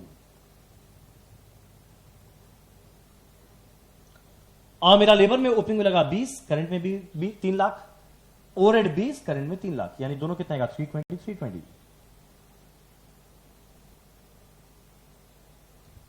मेरा इक्विवेलेंट यूनिट जस्ट निकाली ऊपर, मटेरियल में इतना, लेबर में इतना, ओवरहेड में इतना। डिवाइड करते मुझे क्या मिलेगा, कॉस्ट पर यूनिट। अगर आप लोग कैलकुलेट करोगे कितना आएगा, 15.8, 10 एंड 10 डन। सो अगर आप लोग सोल्यूशन देखोगे इसका, 15.8 10 10। अब एक बार ये आ गया, नेक्स्ट मेरे को क्या कैलकुलेट करना है, कंप्यूटेड यूनिट का वैल्यू वो कितना आएगा, 28,000 मटेरियल का था इंटू 15.8 का रेट, प्लस लेबर में 28,000 लगा इंटू 10 का रेट, प्लस ओवरहेड में 28,000 लगा इंटू 10 का रेट। तो अगर 28,000 कॉमन लेंगे तो पता है कितना आ जाएगा, 10,02,400। सो आपको कैलकुलेट करके देखना, ये आएगा 10,02,400। अगर क्लोजिंग डब्ल्यूआईपी का वैल्यू निकालेंगे तो 12,000 इंटू 15.8, 4,000 इंटू 10, ओवरहेड में 4,000 इंटू 10, तो ये कितना आएगा, दोनों मिला के 269,600, 269,600। ये दोनों वैल्यू पुट के मेरा प्रोसेस अकाउंट बैलेंस कर जाएगा। डन। चलिए, ये था हमारा क्वेश्चन नंबर 9 प्रोसेस कॉस्टिंग का। और नेक्स्ट हम लोग कौन सा क्वेश्चन करेंगे, question number 10 joint product and by product.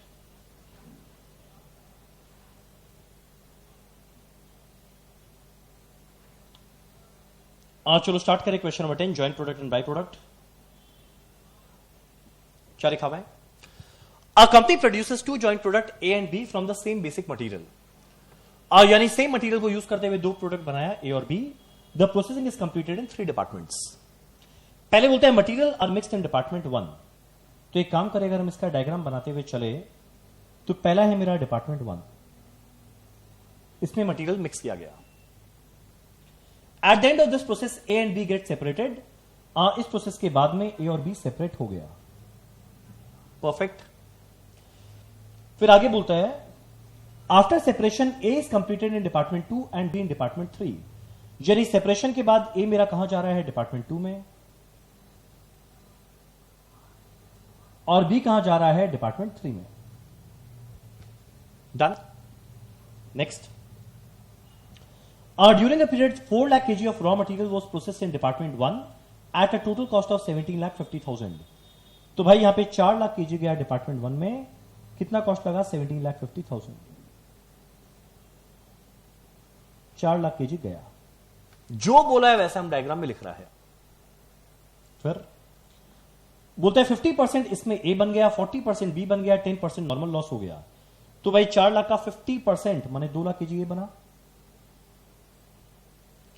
40% B बना यानी 1,60,000, और बाकी 40,000 का क्या हो गया, नॉर्मल लॉस। ठीक। Next, in department 2 1/5 of quantity received from department 1 is lost in processing। मेरे डिपार्टमेंट 2 में जितना क्वांटिटी आया उसका 1/5 लॉस हो जाएगा, और डिपार्टमेंट 2 में कॉस्ट कितना, 2,60,000 लगा। तो डिपार्टमेंट 2 में कॉस्ट लगा है 2,60,000, पर जितना आया इसका 1/5 लॉस हो जाएगा। तो 2 लाख का 1/5 करेगा यानी 40,000 लॉस हो जाएगा, यानी गुड यूनिट कितना निकलेगा, 1,60,000 kg। फिर आगे क्या बोल रहा है, in department 3 further raw material is added to material received from department 1। यानी डिपार्टमेंट 3 में हम लोग कुछ और मटेरियल ऐड किए और जो मिक्सचर है उसका क्वांटिटी डबल हो गया, there is no quantity loss. मेरे डिपार्टमेंट 3 में खर्चा क्या लग रहा है, 3 लाख। तो भाई डिपार्टमेंट 3 में खर्चा लग रहा है 3 लाख, भगवान जाने क्या ऐसा मिक्स किया कि क्वांटिटी डबल हो गया। तो जो 1,60,000 था ये डबल होकर कितना बन जाएगा, 3,20,000 kg। तो जो इतना कहानी किया हुआ था इतना समय आके समराइज हो गया। फिर आगे क्या बोल रहा है, the details of sales during the set period are as under. Product A बना भली 1,60,000 है, पर इसमें बेचे हैं 1,50,000 एट द रेट 10। ओके, इसमें बेचे हैं 1,50,000 एट द रेट 10, सेल किए, यानी मेरा बाकी क्लोजिंग स्टॉक में रह गया हो गया 10,000 यूनिट। बोलता है प्रोडक्ट बी का 3 लाख यूनिट बेचे एट द रेट 4, तो 3/20 में सेल किए हैं 3 लाख एट द रेट 4, यानी मेरा बाकी क्लोजिंग स्टॉक में रह गया है 20,000 kg। परफेक्ट। चलो यहां तक हो गया। There was no opening stock, fantastic. If this product are sold at split of point, तो सेलिंग प्राइस ए और बी का क्या होगा, 8 और 4। वो तो अगर स्प्लिट ऑफ में बेच देते कितना ही बेचते, at the rate 8 and at the rate 4। अब क्वेश्चन को वापस मत देखना, बस इसी चार्ट में जो वैल्यू चाहिए सब मिलेगा। पहला करना है, prepare a statement showing the apportionment of joint cost to A and B in proportion of sale value at split off. यानी जितना मेरा जॉइंट कॉस्ट लगा था 17.5 लाख, इसको मुझे बांटना है ए और बी में, किस बेसिस पे, sale value at split of. तो सेल वैल्यू स्प्लिट ऑफ क्या है? 2 लाख इंटू 8 16 लाख, 1,60,000 इंटू 4 6,40,000। तो हम लोग क्या करेंगे, ए एंड बी का सेल वैल्यू स्प्लिट ऑफ कितना है? 16 लाख एंड 6,40,000। एग्जैक्ट इसी रेशियो में ज्वाइंट कॉस्ट को बांटेंगे जो कितना था? 17.5 लाख। तो 17.5 लाख को हम लोग बांटेंगे 16 लाख और 6,40,000 के रेशियो में। अगर आप लोग कैलकुलेट करके देखोगे ये रेशियो पता कितना आएगा? 5:2। 3,20,000 का मल्टीपल है, रेशियो आएगा 5:2। तो 17.5 लाख को बांटेंगे 5:2 के रेशियो में, जो कितना आ जाएगा? 12,50,000 एंड 5 लाख। तो मेरा पहला part done. Prepare a statement showing cost per KG of each product indicating joint cost, processing cost and total cost separately. मेरे को निकालना है कॉस्ट पर केजी क्या लगा, जहां पे joint cost, further processing cost और टोटल कॉस्ट को कैलकुलेट करना है। तो भाई देख, ए में खर्चा क्या लगा? सबसे पहले ए में कॉस्ट 12.5 लाख और 5 लाख इसको बांटे थे, तो यहां पे 12.5 लाख लगा, यहां पे 5 लाख लगा। यानी जो फाइनली फिनिश गुड्स बना उसको बनाने में कॉस्ट क्या लगा? पहले 12.5, उसके बाद 2,60,000 मिला के 15,10,000, और यहां लगा 5 लाख एंड 3 लाख मिला के 8 लाख। तो पहले वाले में 15,10, दूसरे वाले में 8 लाख। कितने यूनिट को बनाने का? 1,60 एंड 3,20। तो 15,10 एंड 8 लाख, यह है टोटल कॉस्ट। अगर निकालना है कॉस्ट पर केजी तो कितना यूनिट के लिए? 1,60 एंड 3,20 डिवाइड कर दे,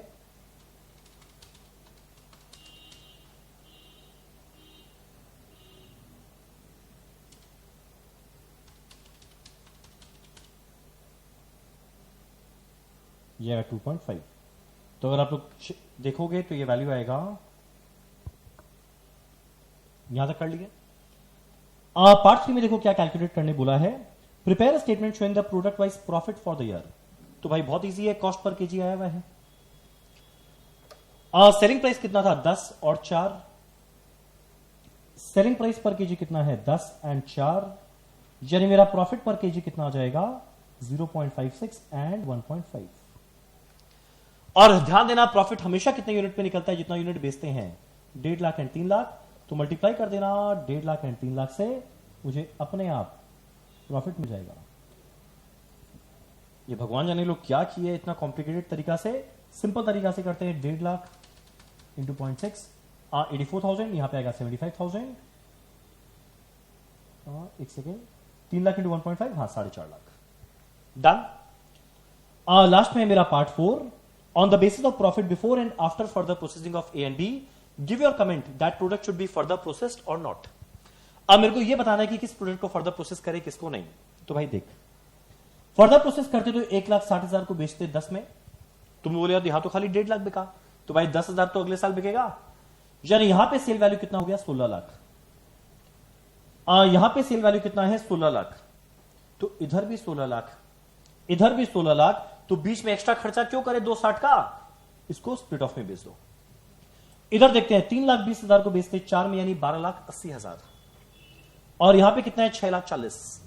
तो भाई इधर में बिकता है 6,40,000 में, उधर बिक रहा है 12,80,000 में। तो एक्स्ट्रा सेल तो हो रहा है ना 6,40,000 का, जिसके लिए खर्चा खाली 3 लाख लगा। तो एक्स्ट्रा प्रॉफिट आएगा 3,40,000 का। तो उसको फर्दर प्रोसेस करके बेचो। तो पहले वाले में स्प्लिट ऑफ में बेचो, बी को फर्दर प्रोसेस करके बेचो। डन। चलो इसी के साथ हमारा क्वेश्चन नंबर 10 होता है खत्म। अब नेक्स्ट हम लोग कर रहे हैं क्वेश्चन नंबर 11। मेरा क्वेश्चन नंबर 11 सर्विस कॉस्टिंग या ऑपरेटिंग कॉस्टिंग का है। Very easy question. क्या लिखा हुआ है? Mister PS owns a bus which runs according to the following schedule. पहला बोलते हैं Delhi to Hisar and back the same day. Delhi से हिसार गया और सेम डे वापस आ गया, मतलब एक दिन में 2 ट्रिप मारा। जिसमें डिस्टेंस कितना कवर किया है? 160 किलोमीटर। तो अगर हम लोग डिस्टेंस निकाले तो 160 किलोमीटर गया, 2 ट्रिप। कितना नंबर ऑफ डेज गया? 9। एक ही महीने का निकाले तो यह आया distance Delhi to Hisar and back. कितने पैसेंजर को लेके जाता है? 90%। और सिटिंग कैपेसिटी अगर आप लोग देखोगे तो है 50। यानी जब पैसेंजर किलोमीटर निकालेंगे 50 का 90% यानी 45 से मल्टीप्लाई कर देंगे तो ये आएगा डिस्टेंस, इसको मल्टीप्लाई करेंगे नंबर ऑफ पैसेंजर से, मुझे क्या मिलेगा पैसेंजर किलोमीटर।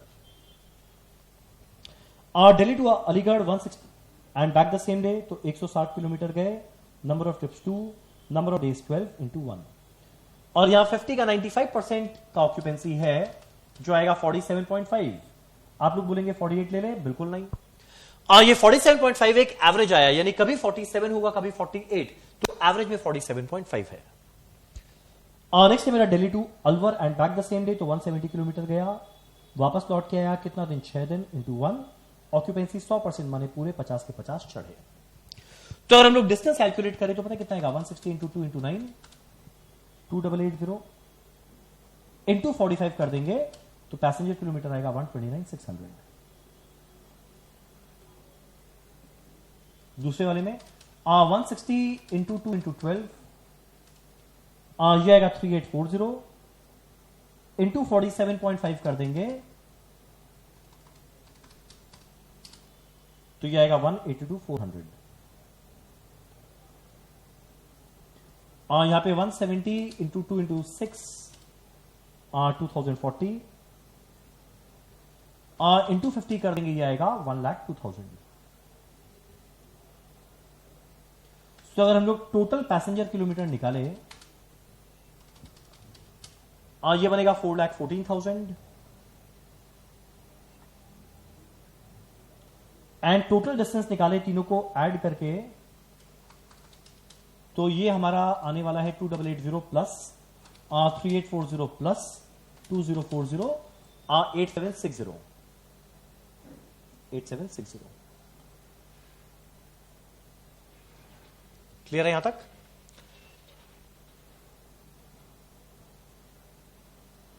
और ये कितना आया हुआ था 4,14,000। अब आगे मेरे को कुछ नहीं करना, सारे के सारे कॉस्ट को वर्ड टू वर्ड ऐड करता है पर मंथ, क्योंकि हम लोग सारा कैलकुलेशन कर रहे हैं एक महीने का। पहले बोलते हैं बस का कॉस्ट है 15 लाख, पर मेरे को चाहिए इसका डेप्रिसिएशन जो है 30% पर एनम, तो 15 लाख का 30% आएगा 4.5 लाख, पर यह है पर एनम, तो डिवाइड कर देंगे 12 से, कितना मिलेगा 37,500। ड्राइवर का सैलरी 30,000 पर मंथ, वही चाहिए था। कंडक्टर का 26,000 पर मंथ, वही चाहिए था। पार्ट टाइम अकाउंटेंट का 7,000 पर मंथ। ध्यान देना ये पर एनम है, डिवाइड बाय 12 500। और डीजल कंजम्पशन है 5 किलोमीटर पर लीटर माइलेज एंड डीजल का रेट है 90, तो मेरा डीजल कॉस्ट कितना आएगा जितना डिस्टेंस चले बाय माइलेज इनटू डीजल का रेट जाएगा 8760 डिवाइडेड बाय 5 इंटू 90 जाएगा 157,680। डन। रोड टैक्स है 21,912 पर एनम, 21,912 पर एनम, एक महीने के लिए आएगा डिवाइड बाय 12 1826। लुब्रिकेंट ऑयल है ₹30, 100 किलोमीटर के लिए, तो 8760 किलोमीटर के लिए क्या होगा जाएगा 2628। ये 500 पर मंथ, 500 पर मंथ, ये 5,000 per month, 5,000 per month. Depreciation already ले लिए, सेटिंग कैपेसिटी ले लिए। पैसेंजर टैक्स है 20% ऑफ टेकिंग्स, टेकिंग्स माने रेवेन्यू। सिंस हमारे क्वेश्चन में रेवेन्यू नहीं दिया हुआ है, हम लोग उसको अगर x मानते हैं तो पैसेंजर टैक्स आएगा 0.2x। अब जैसे हम लोग ये सबको ऐड कर देंगे तो मुझे मिलेगा टोटल कॉस्ट।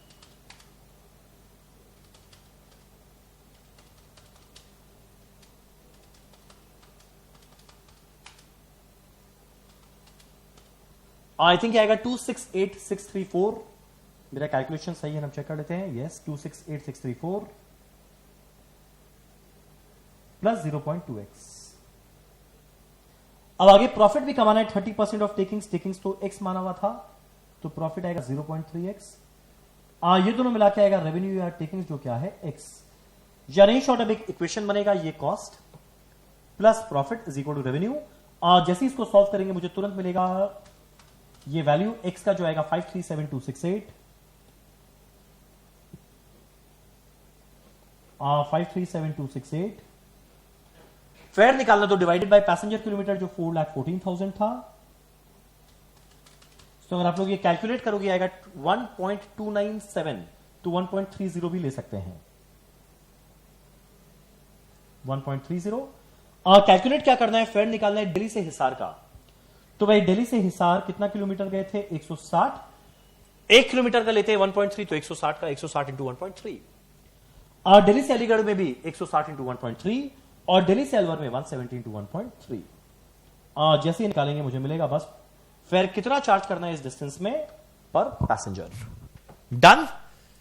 चलो ये था हमारा क्वेश्चन नंबर 11। आप लोग ध्यान हो गए, सारा क्वेश्चन हमारा सेम किया हुआ रहेगा, सारा का सारा आपको याद आ रहा होगा। और नेक्स्ट हमारा क्वेश्चन नंबर 12। क्या लिखा हुआ है? Baby moon limited uses standard costing in manufacturing of one of its product baby cap. Wow. The details are as below. Direct material, direct labour, variable overhead per unit दिया हुआ है। एक unit को बनाने में 1 मीटर 2 आवर लगता है। Standard rate दिया हुआ है, स्टैंडर्ड कॉस्ट दिया हुआ है एक यूनिट का। पर during the month of August 10,000 unit of baby cap are manufactured. तो ध्यान देना, जब भी स्टैंडर्ड क्वांटिटी या स्टैंडर्ड आर लेंगे वो कभी एक यूनिट का नहीं लेते। हम लोग हमेशा लेते हैं जितना एक्चुअल यूनिट बनाया गया वो था 10,000 यूनिट। सो अगर मुझे कॉस्ट कार्ड बनाना हो, इधर स्पेस है मेरे पास, हम बनाते हैं। और स्टैंडर्ड क्वांटिटी या standard hour for actual output, standard rate, standard cost. Actual quantity या एक्चुअल आर लेंगे, एक्चुअल रेट, एक्चुअल कॉस्ट। एक मटेरियल, एक लेबर एट ओवरहेड। तो देखो भैया 10,000 यूनिट बनाए, एक को बनाने में लगना चाहिए 1 मीटर, तो 10,000 के लिए 10,000। यहां पे 2 और 2 है तो कितना आएगा? 20,000 है ना, 20,000। Standard rate 60 20 10, 60 20 10। तो स्टैंडर्ड कॉस्ट कितना आएगा? 6 लाख, 4 लाख एंड 2 लाख। फिर आगे क्या बोलता है? और डायरेक्ट मटेरियल कितना यूज हुआ? 11,400 एट द रेट 58। तो 11,400 एट द रेट 58 जाएगा 661,200। और डायरेक्ट लेबर क्या है मुझे नहीं पता, पर टोटल वैल्यू दोनों का पता है 448800। और लास्ट वाले का 224400। पर दोनों का लेबर आर और रेट मुझे नहीं पता। पर क्वेश्चन में पता है एक जो चीज दिया हुआ है वो क्या दिया हुआ है? वेरिएबल ओवरहेड एफिशिएंसी वेरिएंस है 4000 एडवर्स। और variable overhead are based on direct labour hour. अगर ये बात नहीं भी बोलता तभी मुझे पता है मेरा वेरिएबल ओवरहेड किस चीज पे डिपेंड करता है? डायरेक्ट लेबर आर पे। तो मेरा पहला बात क्या लिखा है? Variable overhead efficiency variance 4000 adverse. Question उठता है एफिशिएंसी वेरिएंस का फॉर्मूला क्या? याद है एफिशिएंसी वेरिएंस का फॉर्मूला होता है standard hour for actual output minus actual hour into standard rate, जो दिया हुआ है 4000 एडवर्स। अगर एडवर्स है मतलब ये प्लस में नहीं, ये होगा पक्का माइनस में। डन। मेरा स्टैंडर्ड आर कितना है? 20,000। एक्चुअल आर क्या है नहीं पता। स्टैंडर्ड रेट कितना है? 10 इक्वल टू माइनस 4000। अगर आप लोग इसको सॉल्व करोगे तो इसका वैल्यू मुझे मिल जाएगा। इसका वैल्यू कितना आएगा? I think 20,000। यहां पे आया माइनस 400, उधर जाएगा आई थिंक आएगा 20,400। तो अगर कैलकुलेट करके देखेगा एक्चुअल आ जाएगा 20,400, तो 20,400। तो इससे हम लोग आराम से रेट कैलकुलेट कर सकते हैं, जो कितना आएगा यहां पे 22 एंड यहां पे 11। तो अगर आप लोग देखोगे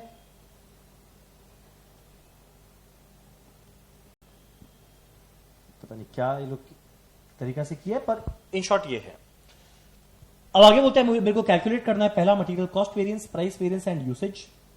फिर आगे वेरिएबल ओवरहेड का cost, efficiency and expenditure, labour का कॉस्ट, रेट एंड एफिशिएंसी, मतलब सबका सारा वेरिएंस निकालना है तो बड़ा इजीली मिल जाएगा।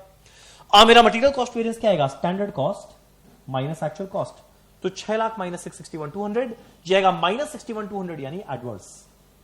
तो देखें यहां मटेरियल कॉस्ट वेरिएंस आएगा 61,200 एडवर्स। अगला निकालना है मटेरियल यूसेज वेरिएंस। क्या होगा? Standard quantity minus actual quantity into standard rate. तो standard quantity 10,000 minus actual quantity 11,400, तो माइनस 1,400 इनटू स्टैंडर्ड रेट 60, कितना आएगा? 84,000 माइनस में, मतलब एडवर्स। और नेक्स्ट मेरे को निकालना है मटेरियल रेट वेरिएंस। मेरा रेट वेरिएंस क्या आएगा? SR minus AR into AQ. Standard rate है 60, एक्चुअल रेट है 58, तो 60 माइनस 58 2 इंटू एक्चुअल क्वांटिटी 11,400, क्या बनेगा? 22,800 फेवरेबल। 22,800 फेवरेबल। नेक्स्ट मुझे कैलकुलेट करना है लेबर का कॉस्ट वेरिएंस। तो 4 लाख माइनस 448,800, तो 48,800 एडवर्स। नेक्स्ट मेरे को निकालना है लेबर का एफिशिएंसी वेरिएंस। तो standard hour minus actual hour minus 400 into SR 20 तो माइनस 8000 यानी 8000 एडवर्स। और नेक्स्ट मेरे को निकालना है रेट वेरिएंस। क्या आएगा? Standard rate 20 minus actual rate 22 यानी माइनस 2 इंटू एक्चुअल आर कितना था 20400 क्या बनेगा 40800 एडवर्स। लास्ट में निकालना है वेरिएबल ओवरहेड का variance 2 lakh minus 224400 22400 sorry 24400 adverse. इसमें एफिशिएंसी वेरिएंस क्या होगा कैलकुलेट मत करना, ऑलरेडी क्वेश्चन में दिया हुआ था 4000 एडवर्स। सो एनीवेज 4000 एडवर्स है मेरा एफिशिएंसी वेरिएंस। और बाद में एक्सपेंडिचर वेरिएंस कैसे निकलेगा?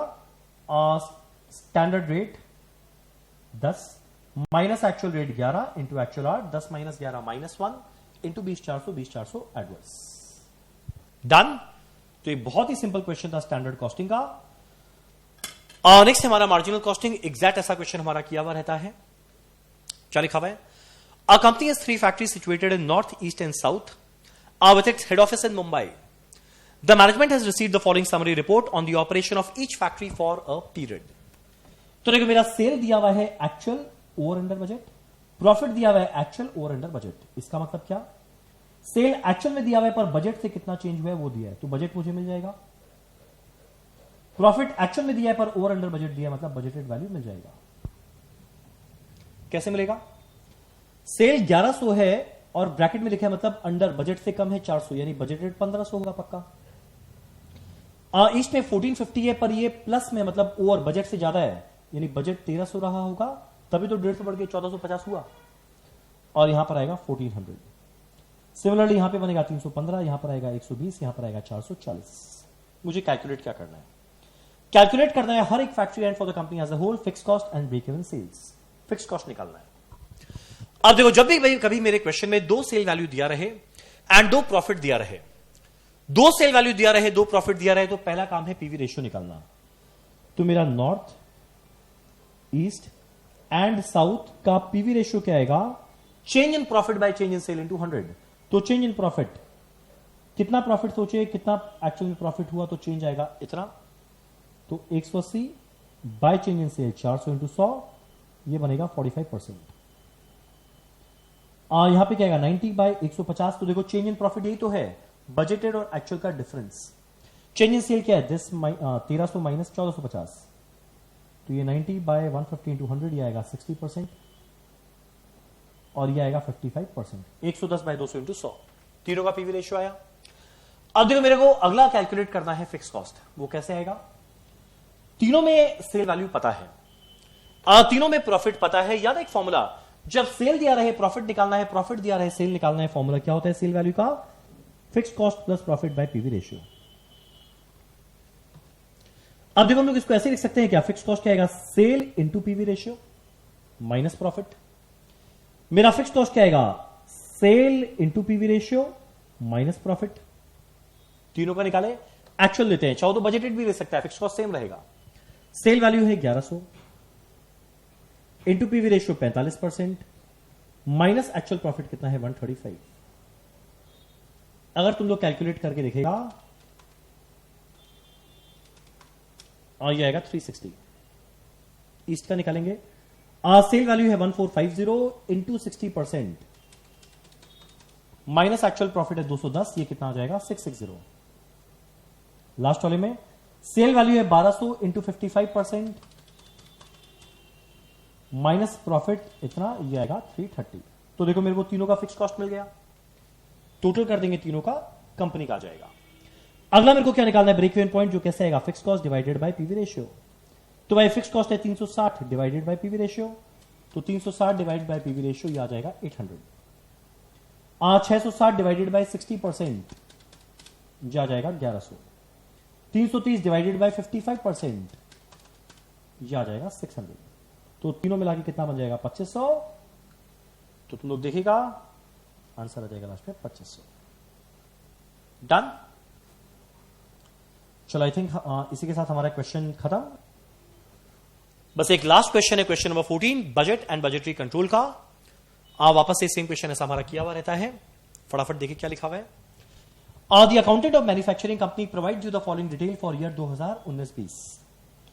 Direct material, direct wages, fix factory overhead, variable, other variable cost, other fix cost, profit sale दिया हुआ है। और ड्यूरिंग द ईयर कंपनी दो तरह का प्रोडक्ट बनाया, ए एंड बी, जिसका डिटेल दिया हुआ है। फिर आगे बोलते हैं ड्यूरिंग 2020-21 प्रोडक्ट ए का डिमांड थोड़ा कम होगा, बी का डिमांड भी कम होगा, पर एक नया प्रोडक्ट सी आ जाएगा। करना क्या है? मुझे बजट बनाना है showing the current position and position for 2020-21, अगले साल का भी।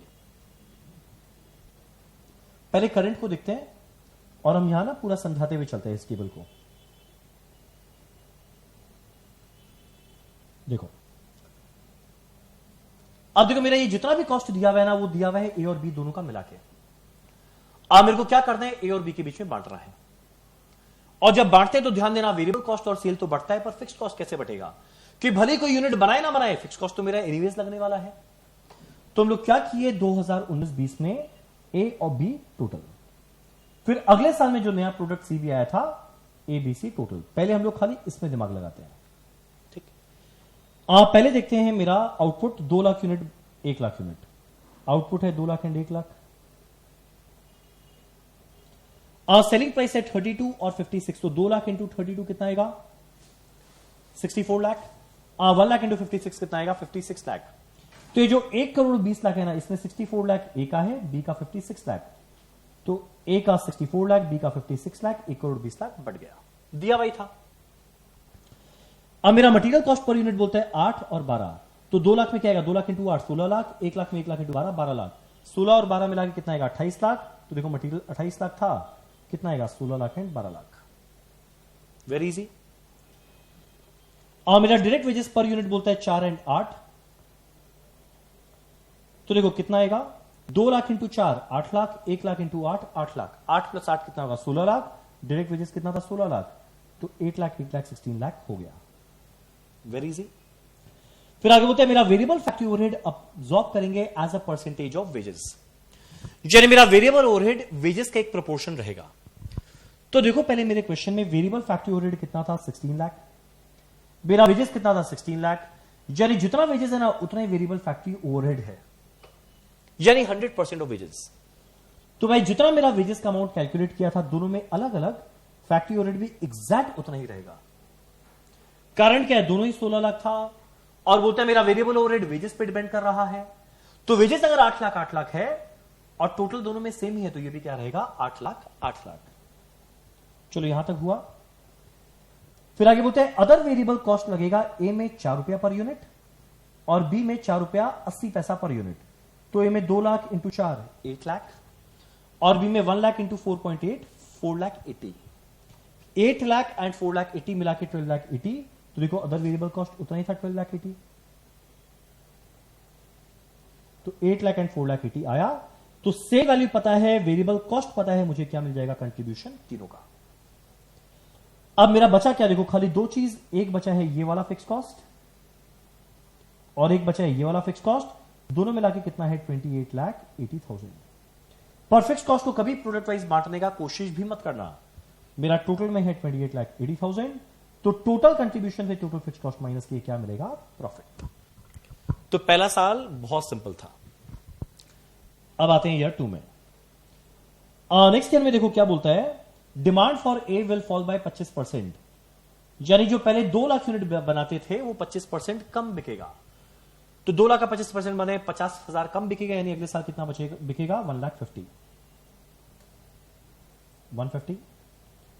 बी में 50% फॉल कर जाएगा, यानी 1 लाख का 50% कम हो जाएगा, माना 50,000। पर एक नया प्रोडक्ट सी आएगा जिसका 2 लाख यूनिट है, वो आया 2 लाख यूनिट। मेरे को करना क्या है? नेक्स्ट ईयर का बजट बनाना है। भाई ये रहा जितना यूनिट बेचना है, पर सेलिंग प्राइस पर यूनिट तो बताया है 32, 56 और सी का 28। 32, 56, 28। तो 150 into 32, this into 56, this into 28। मेरे को सीधा का सीधा ये वैल्यूज मिल जाएगा। सेल वैल्यू आ गया, सॉरी मटेरियल नहीं, सेल वैल्यू आ जाएगा। नेक्स्ट मेरा मटेरियल कॉस्ट 8 रुपया पर यूनिट, 12 एंड 6.4। 8 12 6.4, तो 150 into 8 50,000 into 12, 2 lakh into 6.4 material cost आ गया। और मेरा लेबर क्या था, 4 रुपया, 8 रुपया एंड 4, 4, 8, 4, तो 150 into 4 6 lakh, 50,000 into 8 4 lakh, 2 lakh into 4 8 lakh. और ध्यान है फैक्ट्री ओवरहेड जो वेरिएबल था वो तो जितना वेजेस था उतना ही आएगा, तो जितना वेजेस था एग्जैक्ट उतना लिख दिया। मेरा अदर वेरिएबल कॉस्ट ए में था 4, बी में था 4.8, पर सी के बारे में क्या बोला है वो लिखा है नेक्स्ट पेज में कि other variable cost per unit of C कितना रहेगा, सेम जो ए में था। तो ए में कितना था 4, सी में भी बोलता रहेगा 4। तो ए में 4, बी में 4.8, सी में 4, तो 150 इंटू 4, 50,000 इंटू 4.8 और सी में भी आएगा 4, 2 लाख इंटू 4 8 लाख। तो भाई सेल वैल्यू आया, वेरिएबल कॉस्ट आया, मुझे मिलेगा कंट्रीब्यूशन सबका। पर ध्यान देना जो मेरा फिक्स कॉस्ट पहले लग रहा था वो तो एग्जैक्ट वही लगेगा, कंट्रीब्यूशन माइनस फिक्स कॉस्ट क्या है, प्रॉफिट। और इसी के साथ मेरा एक क्वेश्चन होता है खत्म। यानी शॉर्ट इस आरटीपी के अंदर में आपको कोई नया क्वेश्चन नहीं मिला होगा। ज्वाइंट प्रोडक्ट बाय प्रोडक्ट फिर भी एक थोड़ा अच्छा क्वेश्चन था, बाकी A to Z क्वेश्चंस हमारा सारा का सारा ऑलरेडी क्लास में डिस्कस किया हुआ था। अब इसी के साथ हमारा ये आरटीपी का डिस्कशन होता है खत्म। Thank you so much, bye.